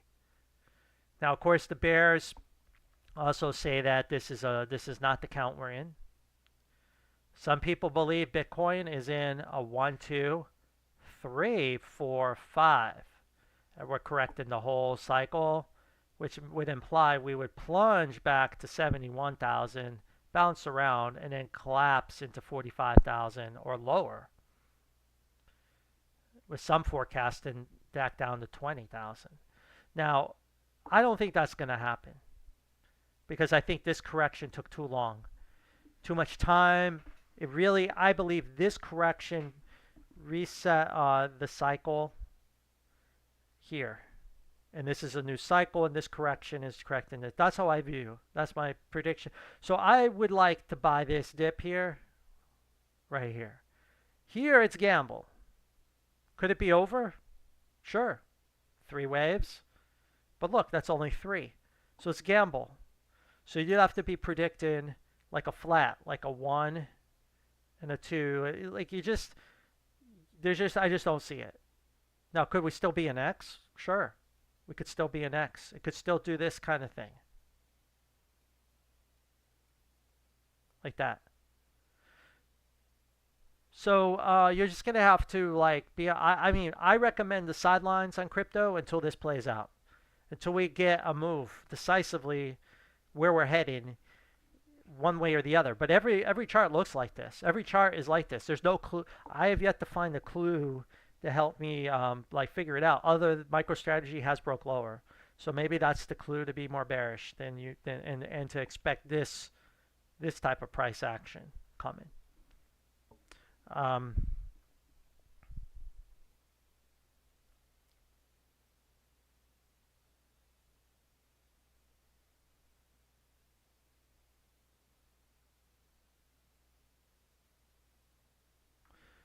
Okay. So good luck on that. And then TLT, guys, again, I kept you away from that disaster. I'm the only trader on the internet that you can find that called the exact low where everything worked on that. And people still want to buy TLT. God knows why.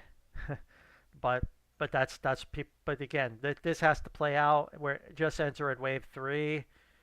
Just use your imagination how low it can go.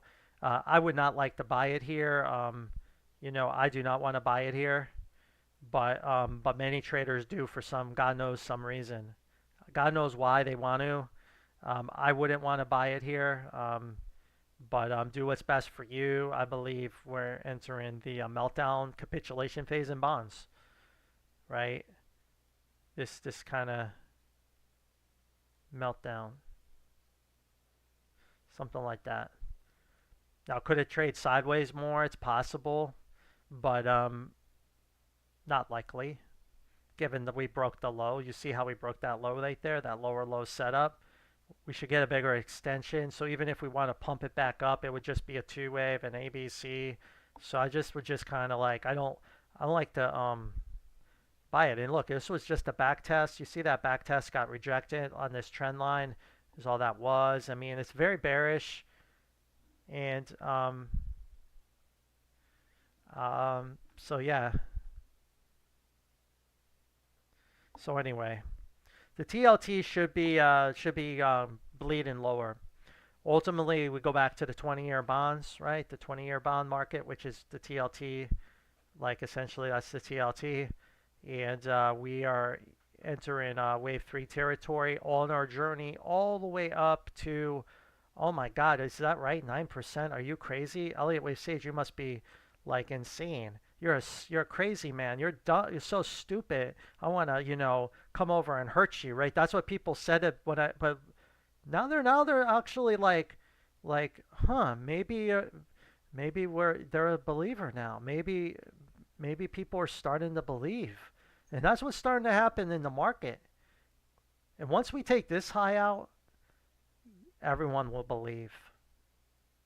But just remember, you follow. I was the one that warned you about this. Why did we know this would happen or gonna happen? Because we have five up. Because of the way the shape of this wave is five. It's five up off this low, off this major low, right? We know it came down from a long time, but it's five off the low. So we need another swing higher. Now, some people hope two will go deeper, right? And I think that's just delusion. I think people that hope that is just delusional hope. It's just like because they understand that if this happens, what this means for the overall market, society, and everything else. So they give you scenarios that say, oh yeah, we'll just come down. Like I think that's just people delusional. Like yeah, I mean it could, but why would I think that? It's doing everything bearish. So why would I make a bet that it's going to keep going lower rates? It's not like that's the dumb bet. That's a stupid bet to make. These long end rates. These are long end rates. It's a stupid bet to make, given what I'm showing you and seeing, like the price action you're seeing. The 7-year called the low exactly. We called it today on my channel, right here, the low. And look, it hasn't looked back. And there's still people still are saying it should go low. It's not, guys, dude. We could be up here. Oh, it's just gonna go lower. It's not going lower, guys. The rates are not going lower. You need to prepare yourself for this. You need to prepare yourself. The long end is going higher. I don't know why. I don't know why. Everyone's like, well, why is it going higher? It doesn't make sense. Is it inflation? Maybe it's not inflation. Maybe it's a government debt crisis. Maybe it's just no one wants to buy our bonds anymore. You know, I mean, maybe that's the reason. We don't know why, but the chart is telling you this is where things are heading. Mortgage rates. We've been charting mortgage rates. Predicted the three-wave move, and we truncated. And now we broke out, and we're breaking out on mortgage rates. We just broke out. Mortgage rates will be heading to the double digits at the end of this decade or middle decade-ish, depending on how fast we get there. I know this is hard for people to hear. They don't want to hear it. So it's better to just predict the chart that goes like this, right? It's better to just, Elliott Wave says you should just tell people just do that. That's because that makes people feel good. It makes everyone happy and it's like nice to see that. Oh, cool. Yeah, that's great. Guys, I can't show you that. I know no one wants to see this. No one wants to believe that this is going to happen, but it's coming. Prepare. Now, when this is over, luckily you don't get the 5. If we don't get the 5, then this could bleed down for another 20 years all the way back down to zero, right? It could. And this could be just a big corrective move. And this was bonds, buy-in bonds of a century. Like we'll have a generational low in bonds to buy for, for the rest of your life right here. But if we get a 5, let's say we get a 5, well, it will pull back. And guess what? It's going to go even higher to unthinkable levels, right? If these aren't unthinkable. So it's just the way the cycle works. It's just the way it's going to go. So I think you got to be careful in the TLT. TLT will follow this into the abyss, and it's definitely not something I would want to buy at all.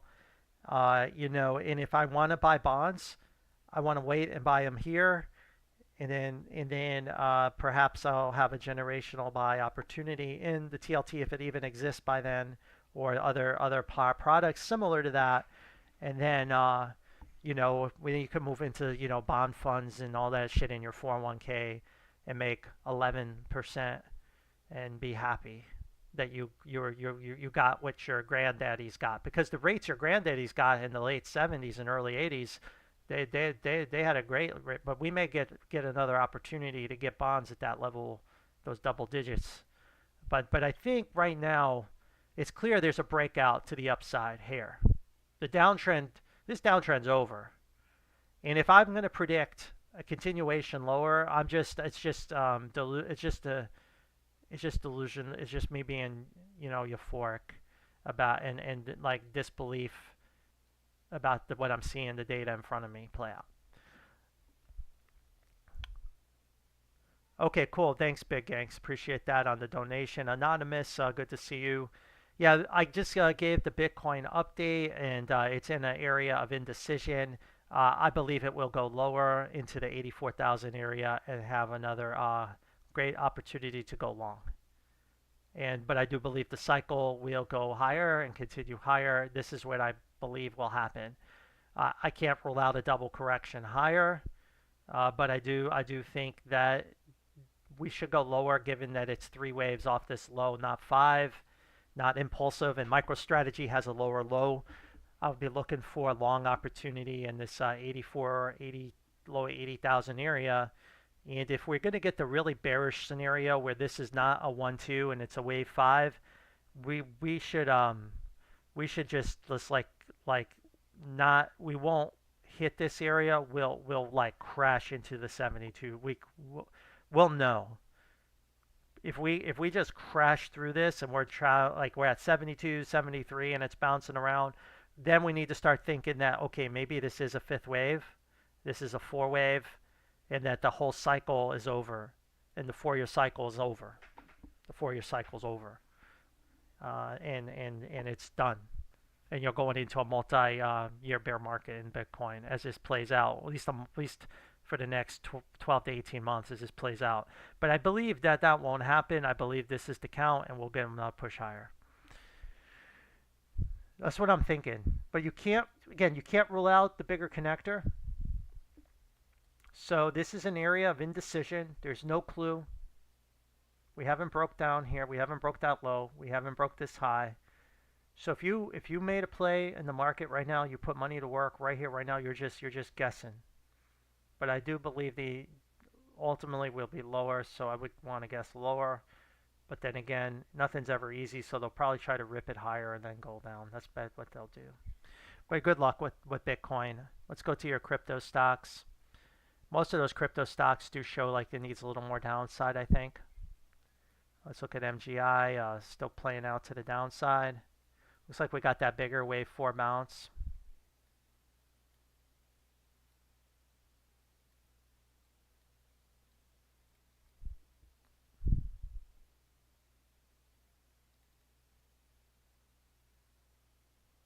Yeah, so could it be finished here?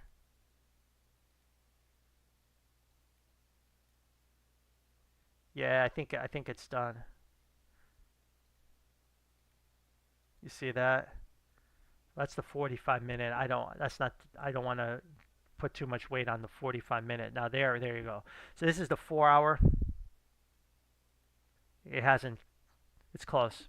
So you can't rule out more downside in 5, but it could be finished already. Tough to say. But at some point, you got to stick your neck out and buy it. Good luck on that. It's close. It's like, that one's very close. High, looks like we had the 3 or 4 here, the 5 here.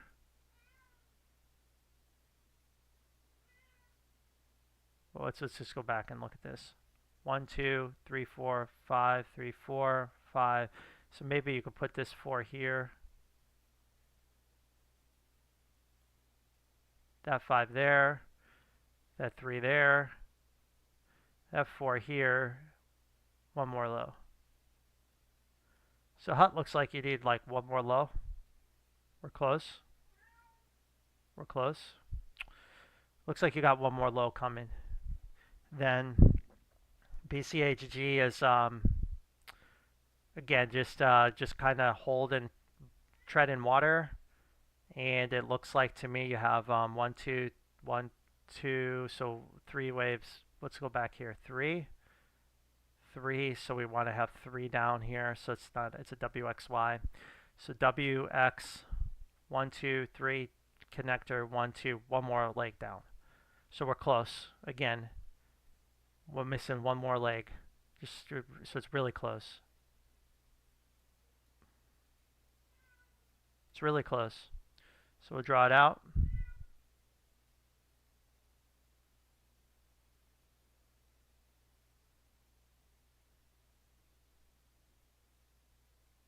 One, 2, 3 W. 1, 2, 3, 4, 5 A.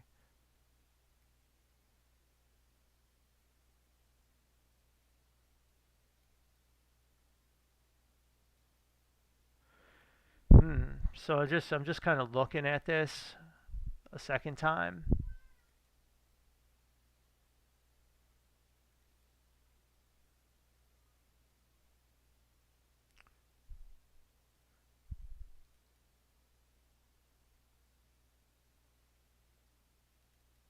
Yeah, we have to put it there as the connector.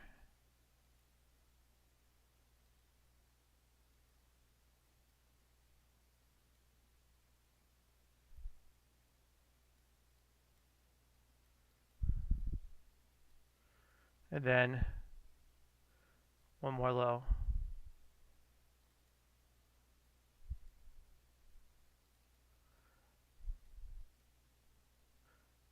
So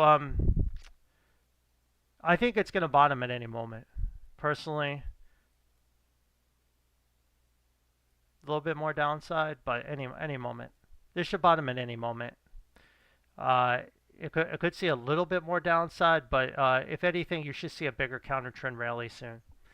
If anything, and Bitcoin Cash looks the same way. LTCN looks like we got this 4 wave here. We have 5 looking for another bounce and failure, but again, I could be off by a swing. 1, 2, 3, 4, 5 connector. 1, 2, 3, 4, 5. So there's your 4. So one more low.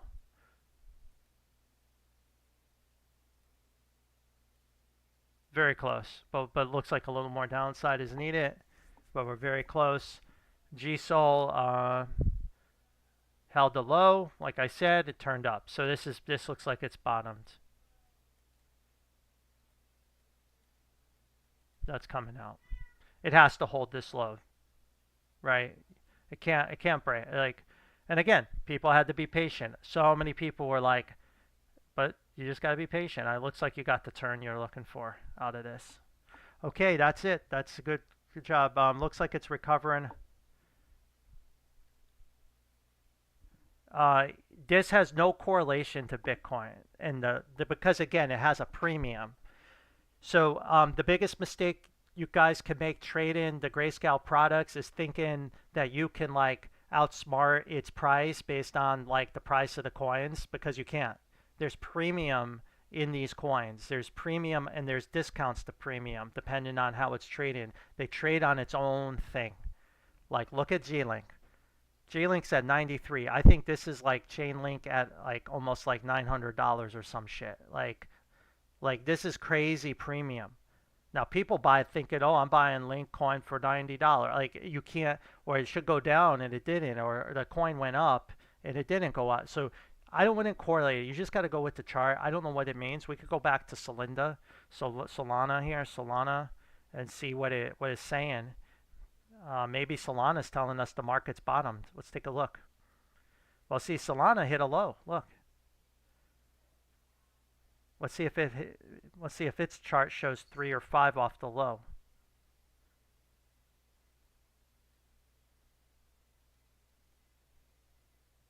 That looks like 5 off the low right here. See, that's 5. See, we never broke, this high never broke, so this is still in the correct. So this is 5 off the low, so this is probably the low. So maybe Solana's telling you the market is not gonna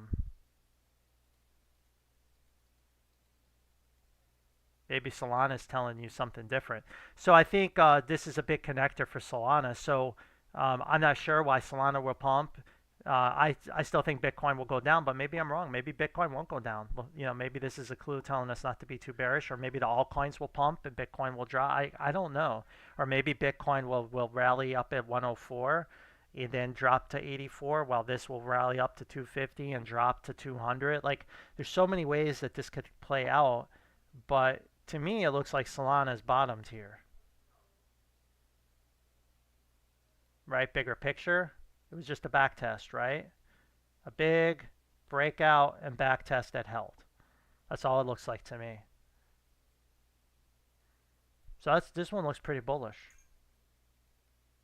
Now, what if we break this? Well, then it's going to take a double down. That would be pretty bad. And then GSOL will probably go with it, right? It will break, and this will break down really, really dramatically. But GSOL is, you know, potentially breaking down. So this is important low for this to hold, 175. Solana really has to hold this, and we'll have to wait and see. So I think, to me, I think GSOL is holding it. So you go with this count. You go with this and see what happens. And then if it breaks, well, then it breaks. You get rid of it, and then it could go lower. I don't know how low, but it will go lower more than likely. But you can't really correlate it too much to Bitcoin or anything else. You just have to trade the chart it's with, and I would just go with this for now.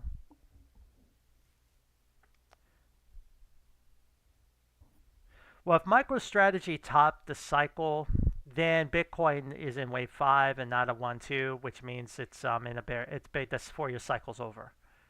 So if you believe MicroStrategy is in a big bear market decline, like it's going to go all the way back down to 120 or even lower, 80, then Bitcoin's going back to 40, they're low. It's over. The cycle's over in Bitcoin. I think a couple things with MicroStrategy. I think wave 5 will extend, and I believe you'll get a 1, 2, and it'll do something like this. That's what I think is going to happen with MicroStrategy. And if that's the case, it should dip back. Yeah, it will dip back down to 240, which isn't too far from where we are. And Bitcoin should dip back down to 84, 80,000, and then that syncs up the market, and that should generate the money to come in to go higher. Now, if MicroStrategy does something like this, well, then probably Bitcoin's going below 70,000, and it's a wave 5. Do I know which one it is? I don't know. But all I can tell you is what I think is going to happen based on the cycle. And I don't think that will happen because Bitcoin spends so much time and energy consolidating over here. This is way too, too much time, too much effort, too much RSI bleed for wave 4. This is a wave 2. This is correcting a whole cycle. This is not a profit-taking wave. Wave 4s are profit-taking waves. That's a wave 4. This was everyone here took profit here, thinking it was going to go down here. And you couldn't rule that out at the time. But we knew to get bullish back here when we saw BITX gave us the clue we needed. It was a rare clue to give us an edge in the market, confidence of what was coming. So we don't have that right now. Now, if I find it, you guys will be the first to know. If I find another clue like that, we found that back here, and I let everyone know, and that's how we knew that there was going to be no more downside probably. But now here we are. So I believe this is where we're going, something like this, and then we'll just keep going higher. That's what I think we'll see play out. Good luck with that Bitcoin stuff.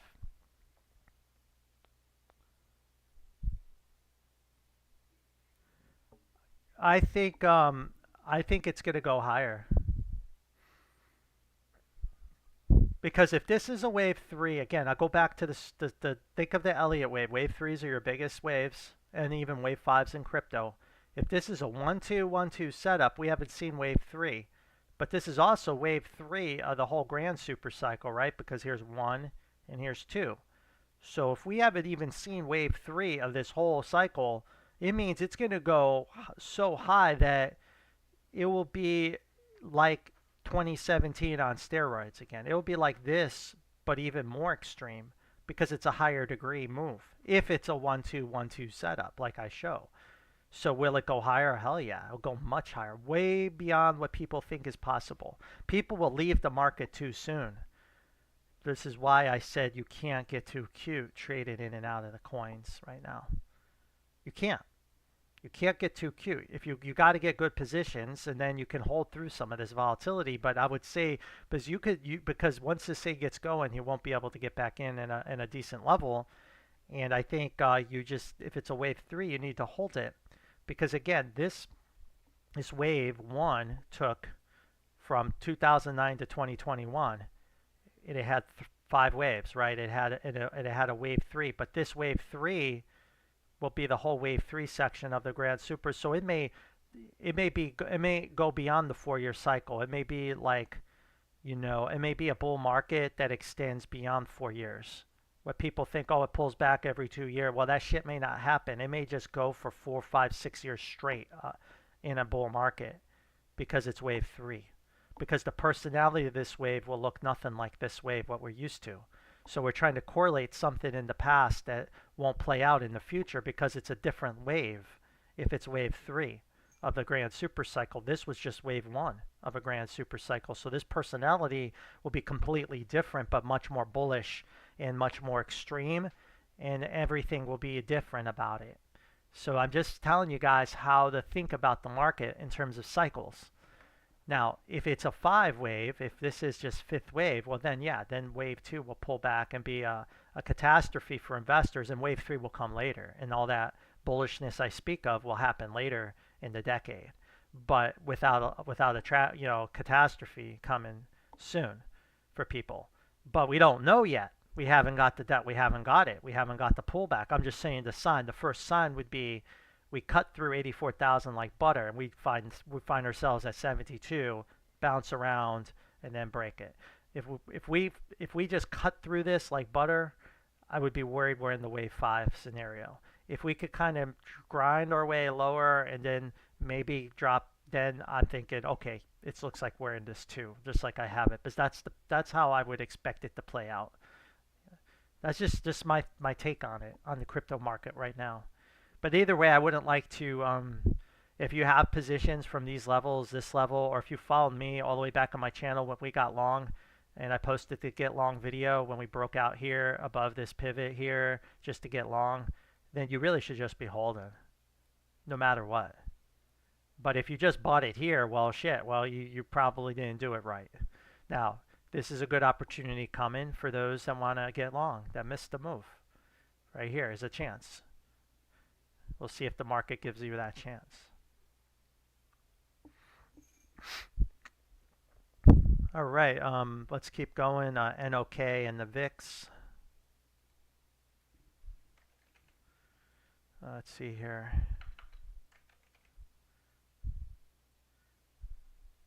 Nokia probably is getting destroyed with the higher rates.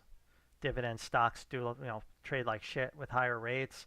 Yeah, so we have it about to go into the abyss as this bear flag plays out. It had the overthrow, so it's not looking good for investors.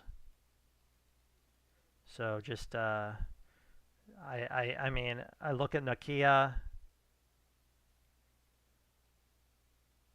any moment.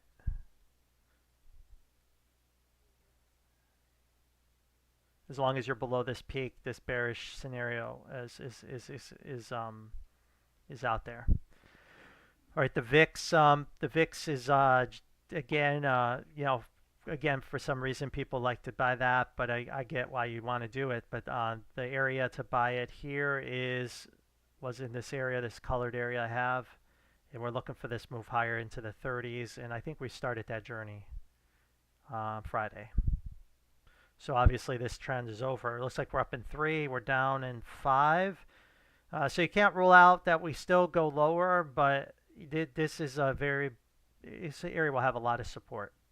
So I think we'll continue to build out of this area. We'll eventually see in these levels or even higher. To me, the VIX is a long. Anywhere in the 14s, 15s, this area. That's what I'm saying. There's no more juice left in the orange. I believe the persons or entities or group of banks that are manipulating the market do so through the VIX and shorting the VIX, but that juice is out of the orange. They can't get it below this level, this 13 level. So there's just no more juice in the orange. It just collapses and then they just can't get it. So like a beach ball underwater, they're trying to push it, but eventually it'll explode and then their books will blow up. And we'll hear them. We'll find out who Aladdin is, because they'll need a bailout. They'll need a government bailout or bail in from one of you guys in your deposits if there are banks playing these games. Because it's a fun game to play, because it's a great way to make money and keep the markets going higher, and it's a great tool, a great weapon. But shit, it does eventually stop working when everyone is short in the VIX and everyone's so scared to buy the VIX. You don't have any more one left to squeeze but themselves. There's no one left to squeeze on the VIX. So I think that's what's starting to happen. And eventually, like the beach ball underwater, they just won't be able to push it down anymore, and it will just go to its true market rate, whatever God knows wherever that is, wherever the VIX should be traded from a market. Because to me, this is not natural. I believe VIX should be trading somewhere around here just organically, but I believe through manipulation it's kept much lower. But I think they're losing control of that uh, for whatever reason, and I think that's why you're seeing these violent moves up that we've never seen in the historic of trading. One day the VIX going from 17 to 6. We've never seen shit like that. Well, that's because the market makers that are manipulating the VIX are losing control. They're tremor. Like there's a massive earthquake coming in the VIX, and they'll lose control, and they'll lose control to the point where they won't have any more capital or ability to short it back down like they've been, and it will just get out of control. And they'll, like I said, then we'll know who Aladdin is, but they'll need a bailout. They'll go under. Bank, sovereign wealth fund. God, we don't know who it is, but it's someone huge, obviously, to be able to do this, or a group of people. And that's what I think is my conspiracy theory on the VIX. All right, keep going. STEM. STEM is looks like we got a pump going here. Looks like we got that Y wave finished, right? Probably finished. Let's take a look at what's going on here.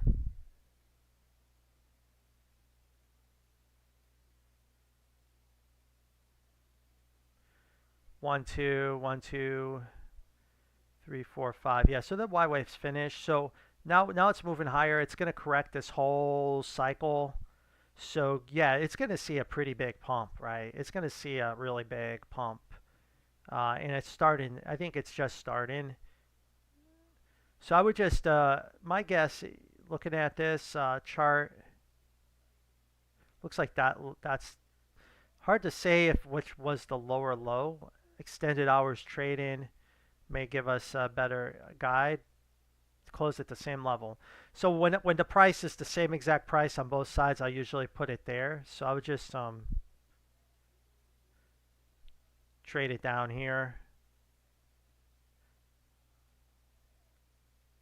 So to me, it's buy the dips in three waves until you know until it goes a lot higher than where it is now, and that could be another one too.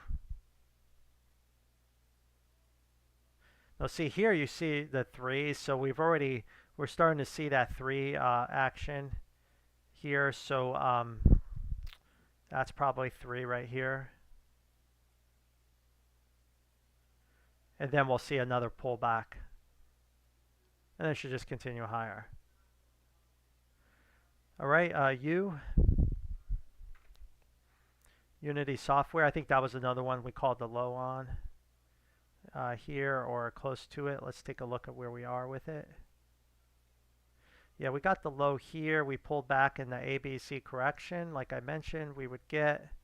And now we're at the next cycle higher. Looks like to me you have a 1, 2, could be a 3, 4, 5. And since you do have a peak, so I would go with the 3, 4, 5 scenario to be conservative. So it looks like you're should be getting this fifth wave and then another pullback, but you still can't rule out a 1, 2, 1, 2. You can't rule that out. So there is that chance. Could it be a corrective bounce? Let's take a look at that. There's a possibility it's a corrective bounce too. So the first sign that that would happen is if we broke down below this bottom here, below 2194.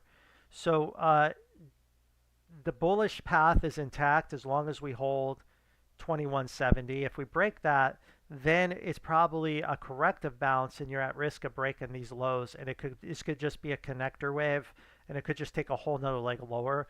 So I would be really careful in it. But as long as this low holds, you could see this fifth wave, which is really what you need to see to confirm the bottom. All right, then FFIE, I think that's pumping on the internet right now. Like everyone's trying to like pump that on the internet. Perhaps it can get going. We had it in the Y wave here, 1, 2, 3. So that would have ended here, and it's just doing the destroy bull and bear pattern we've talked about before, right? It's what it's doing here. A, B, C, and so we're looking for 5 waves off this low. 1, 2, and then we already have another 1, 2 here, right? And it looks like you had another 1, 2 right there, and another one. So people were just trying to short it, and they just, again, they probably lost their whole account balance trying to short it, which is unfortunate. Now, so yeah, more upside. It's just got more to go. Let's see where we are with the wave 3. Look, no, it could get pretty good. I guess it could get pretty high. So I mean, it's obviously in one of those pumps. The weekly cycle tells you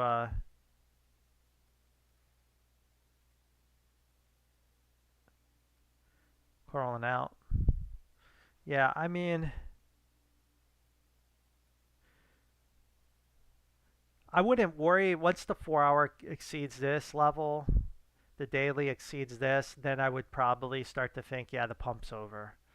But until then, I think it's just going to be violent price action. And it's a clear, like in a clear breakout. And you could just use your imagination how high it goes. I don't know how high it could keep going. I mean, we don't know. Just use your imagination, and it looks like it's ready. It's going to go for a wild ride higher at this point.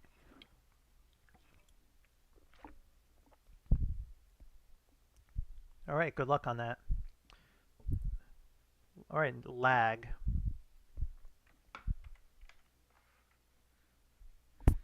Not sure. I'm not sure which one you want there. So you'll have to put options trader in the comments, like what you're looking for. I don't know what lag is. You'll have to put it back in. I'll circle back. Riot. Riot isn't a buy yet. Again, all these cryptos are close, but they're not there yet. Using my system. So I'm looking for $9, $8. So it's still got more downside here. It looks like it's got a 1, 2 and needs a 3, 4, 5. Something like that.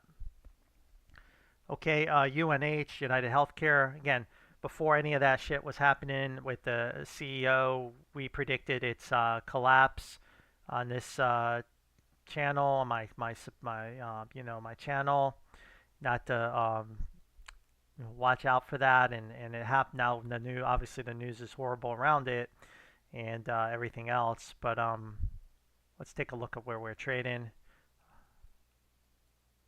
I believe, not sure what happened to my chart, but believe we had the ground with the flat. We were worried about the flat scenario. So this is the end of the grand super cycle here, and it was in a flat pattern. We had an A, we had a B, and we had a C play out. Here, the reason we thought that it was too shallow of a correction for the grand super cycle, if I remember right, we have 3 down here, 3 up there. So we're looking for, the ideal buy point here would be at 387, somewhere in this area is kind of where I'm thinking. It would be a nice area for the buy for the grand super cycle correction in United Health. I would not buy it here. I'm not interested in buying it here. It looks like to me it could be a 1, 2, it could be a 3, 4, 5, get a counter trend rally, which is probably the most likely path, and then lower. But it could also be a 1, 2, 1, 2, get a big collapse. So wherever it goes, I would expect it.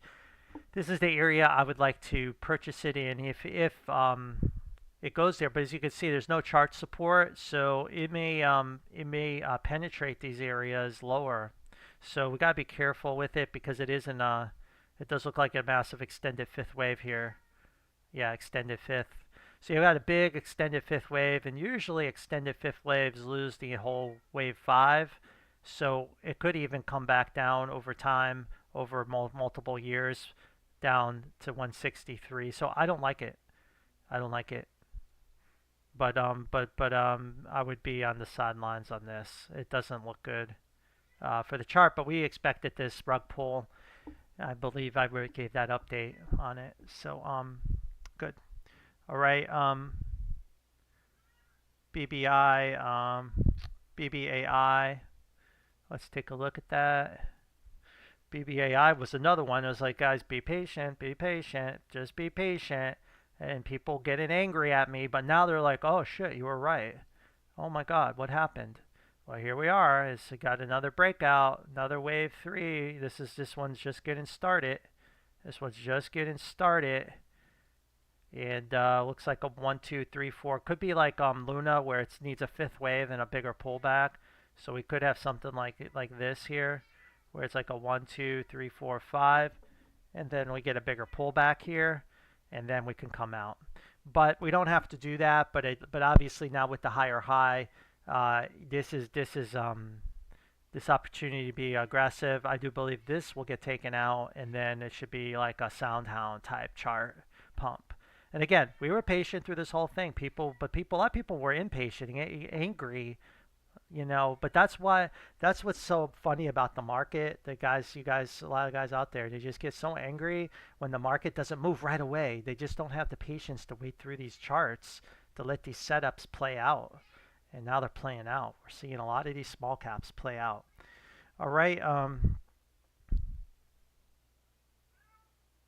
Okay, donut. Yeah, Krispy Kreme. I'm watching both of them. I think it's Krispy Kreme is the one I'm watching. Let me go. Yeah, donut is Krispy Kreme. Yeah. So not there yet. I don't think it's where I want it to be, but we could be in a bigger connector wave where you get like that again, rip higher. But I believe that will fail. We get something like this and rip higher and then drop. But ultimately, I'm personally not a buyer till 642, and the reason I have that price is just a simple three-wave correction, and then if I chart the extension down, I get 621. So I've just got to be patient and wait for that price. And but here is a kind of a trader battleground that could still play out more sideways action, but I do believe it's got more downside. That's how I look at it until we get to this area where then the three-wave correction could end, and you can get into a new bull market in that stock. Okay, Connor, ARQQ. Let's take a look. Oh, another quantum one. Quantum one. All right. Let's take a look at this. So again, we'll just go from the bottom and chart the Elliott waves and see where we're at. You see all that divergence, but you see the whole cycle is reset here with all that divergence, but all this extension. What that tells me is we haven't probably seen the real wave 3 yet. It could be now. So it's interesting here.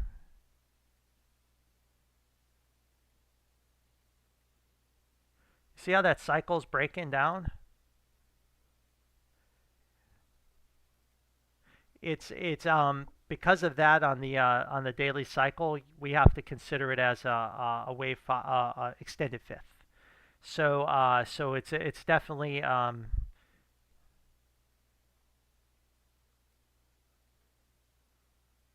something like this.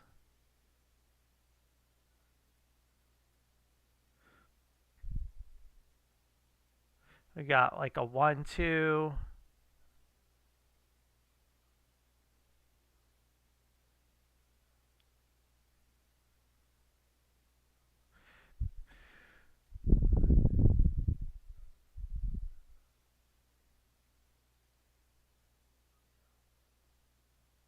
So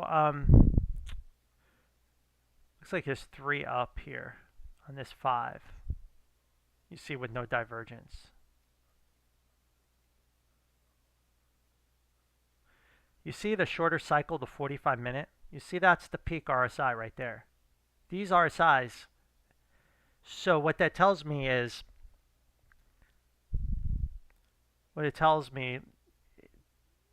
that, and then when you look here at this wave 5, these peaks here, so it tells me a couple things. Either wave 5 is going to continue to extend higher, which wouldn't have the right look. So then I will go back, and I think this is what we're going to see happen. So yeah, I think it's more pump coming. I think it's going to do this, and then the 45-minute will take out all those peaks eventually, and then I'll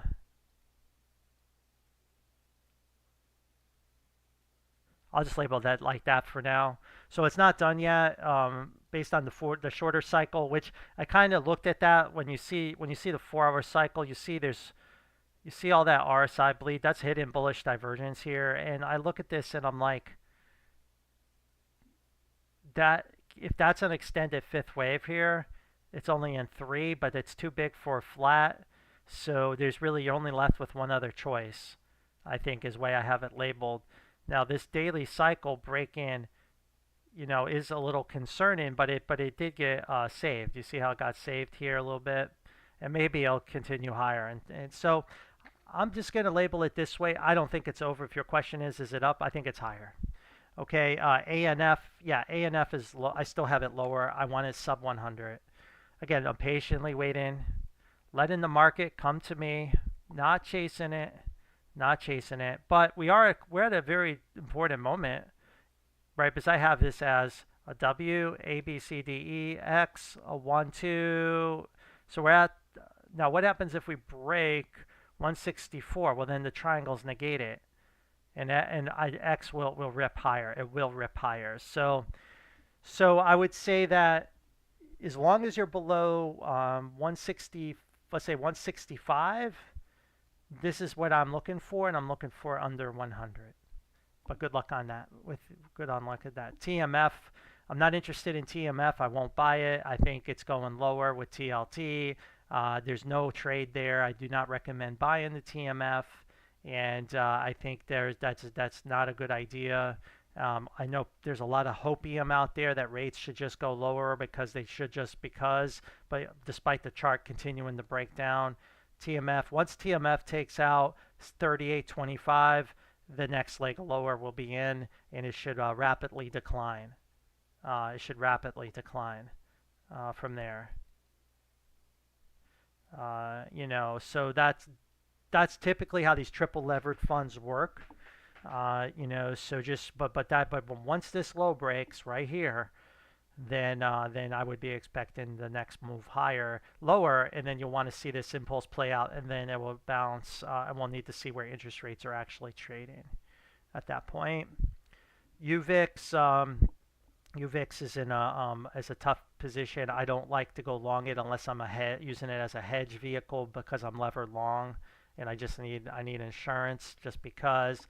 But is it bottomed? Yeah, it's bottomed against this low at 295, and it's in a weird situation.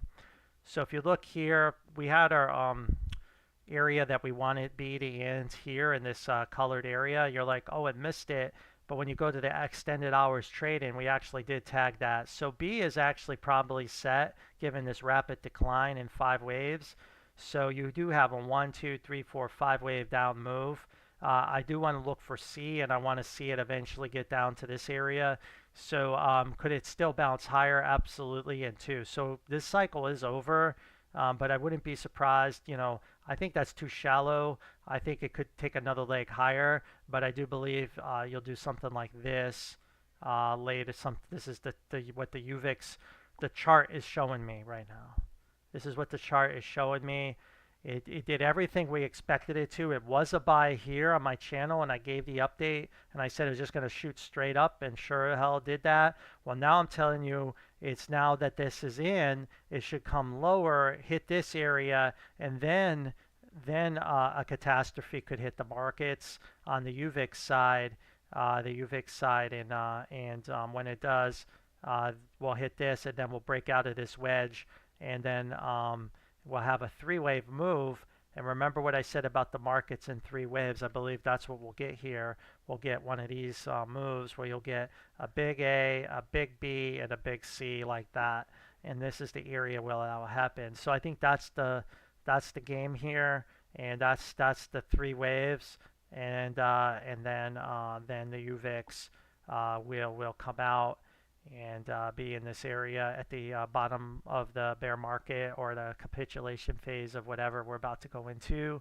But I think for right now, this is kind of what I'm thinking at this point.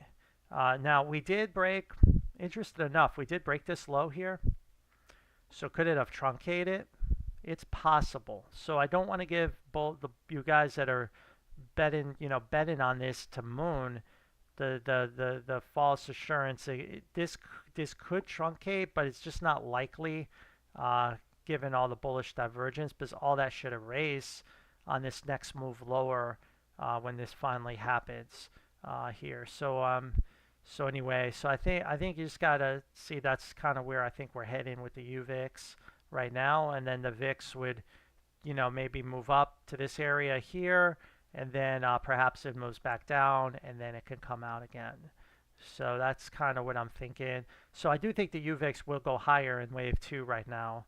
I think it's probably got a little more upside left in it off of this low at 294.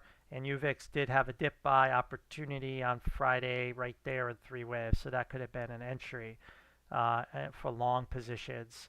Now that you had the breakout confirmation, then you could buy it in 3. You got the 3, so now your stop loss would be at 293 against 318, and then see if you can get that push higher. And if you hit the lottery and jackpot, it breaks out, which I don't think is going to happen, but I can be wrong.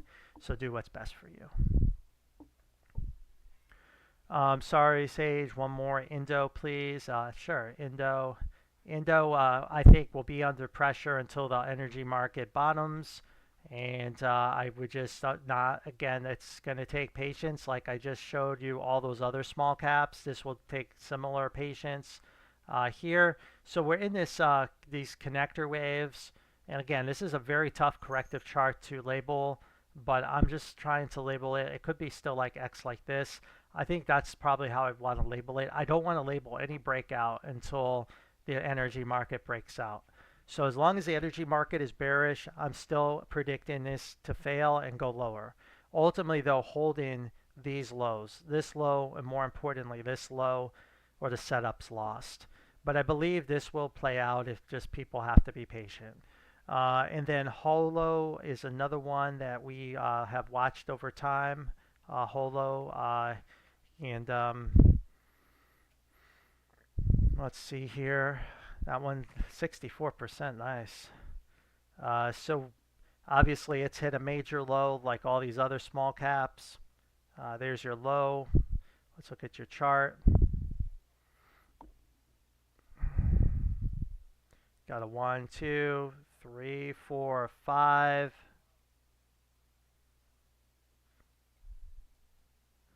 You see how we really didn't take that peak out? That's a shorter cycle. Let's go to the 4 hour. Yeah, my guess is it's got more upside.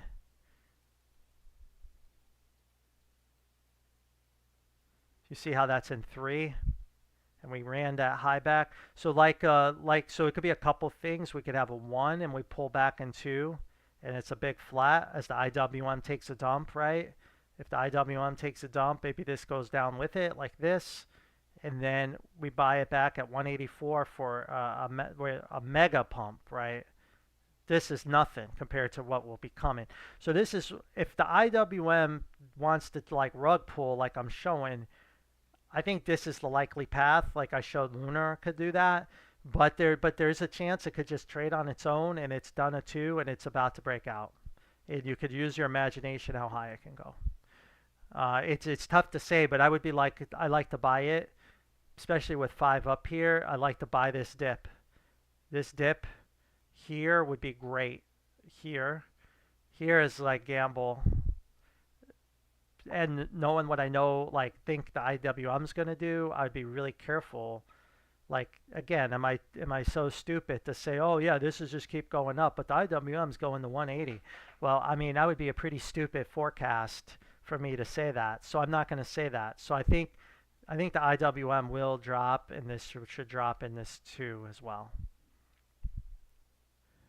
Okay, I think I covered everyone's comments, but I'll go back through and read the commentary in case I missed something, and go from there. And I'll just and I appreciate all the comments. You know, AMD, I do not like the semiconductors yet. I think Micron shows you that there's a lot more darkness before the light is coming into semiconductors again, and AMD will be a casualty of that soon. But it'll be choppy.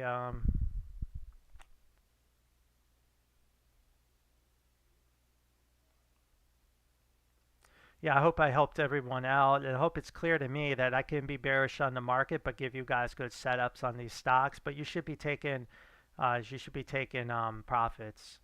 You have to be taking profits. I've already talked a lot about my Bitcoin view, the Galatians 6-7. Um, yeah, I think it's 80s. Yeah, I think it's 80s.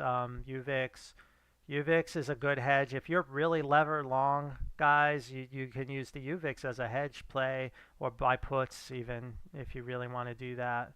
Um, I think I read through everything. If I missed something, you can send me a message on Twitter. But basically, the market next week could be continuing the corrective sequence that we started with this little flash crash on Fed Day here. And the VIX is telling us that if this were to happen, you really want to buy it because you'll get this violent sideways action, right? You're going to get this violent sideways action where you have this 1, 2, 3, 4, 5. Like, look at this side. This is kind of the pattern you could expect. So this will like VIX spike, VIX annihilated, VIX spike, VIX annihilated, UVIX destroyed, maybe a pump. So that's not really where you want to be playing in the sandbox. Like that's not the setup you really want to be playing in. You want to be doing other trades, and I given so many trade ideas. So you just have to go with one of those. But the holding the indices long probably isn't one of them.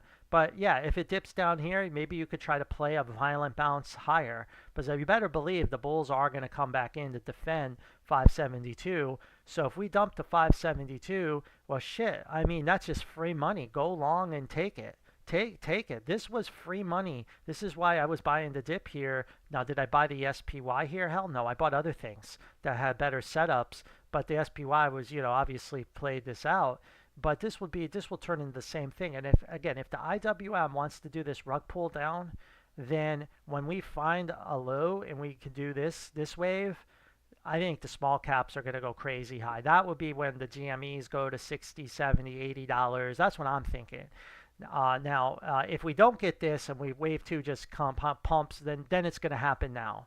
Then I think it's happening, and that final move is happening now. But we just don't know exactly what the market will want to do next couple weeks. But the setup is clear. We have this bearish setup, so you're going to have to be careful with your long position. So good luck with that. Oil, I think, is probably heading lower ultimately, even if they want to pump it to run the stops again and then drop it later. But I believe it's got a little bit. Yes, it could pump. If it pumps, it won't be a B. It'll be just like a 1-2, 1-2. And I still think oil will be down in this area. And that's our deflationary little crisis of some kind. And then our answer to that deflation will be some kind of expansionary, inflationary,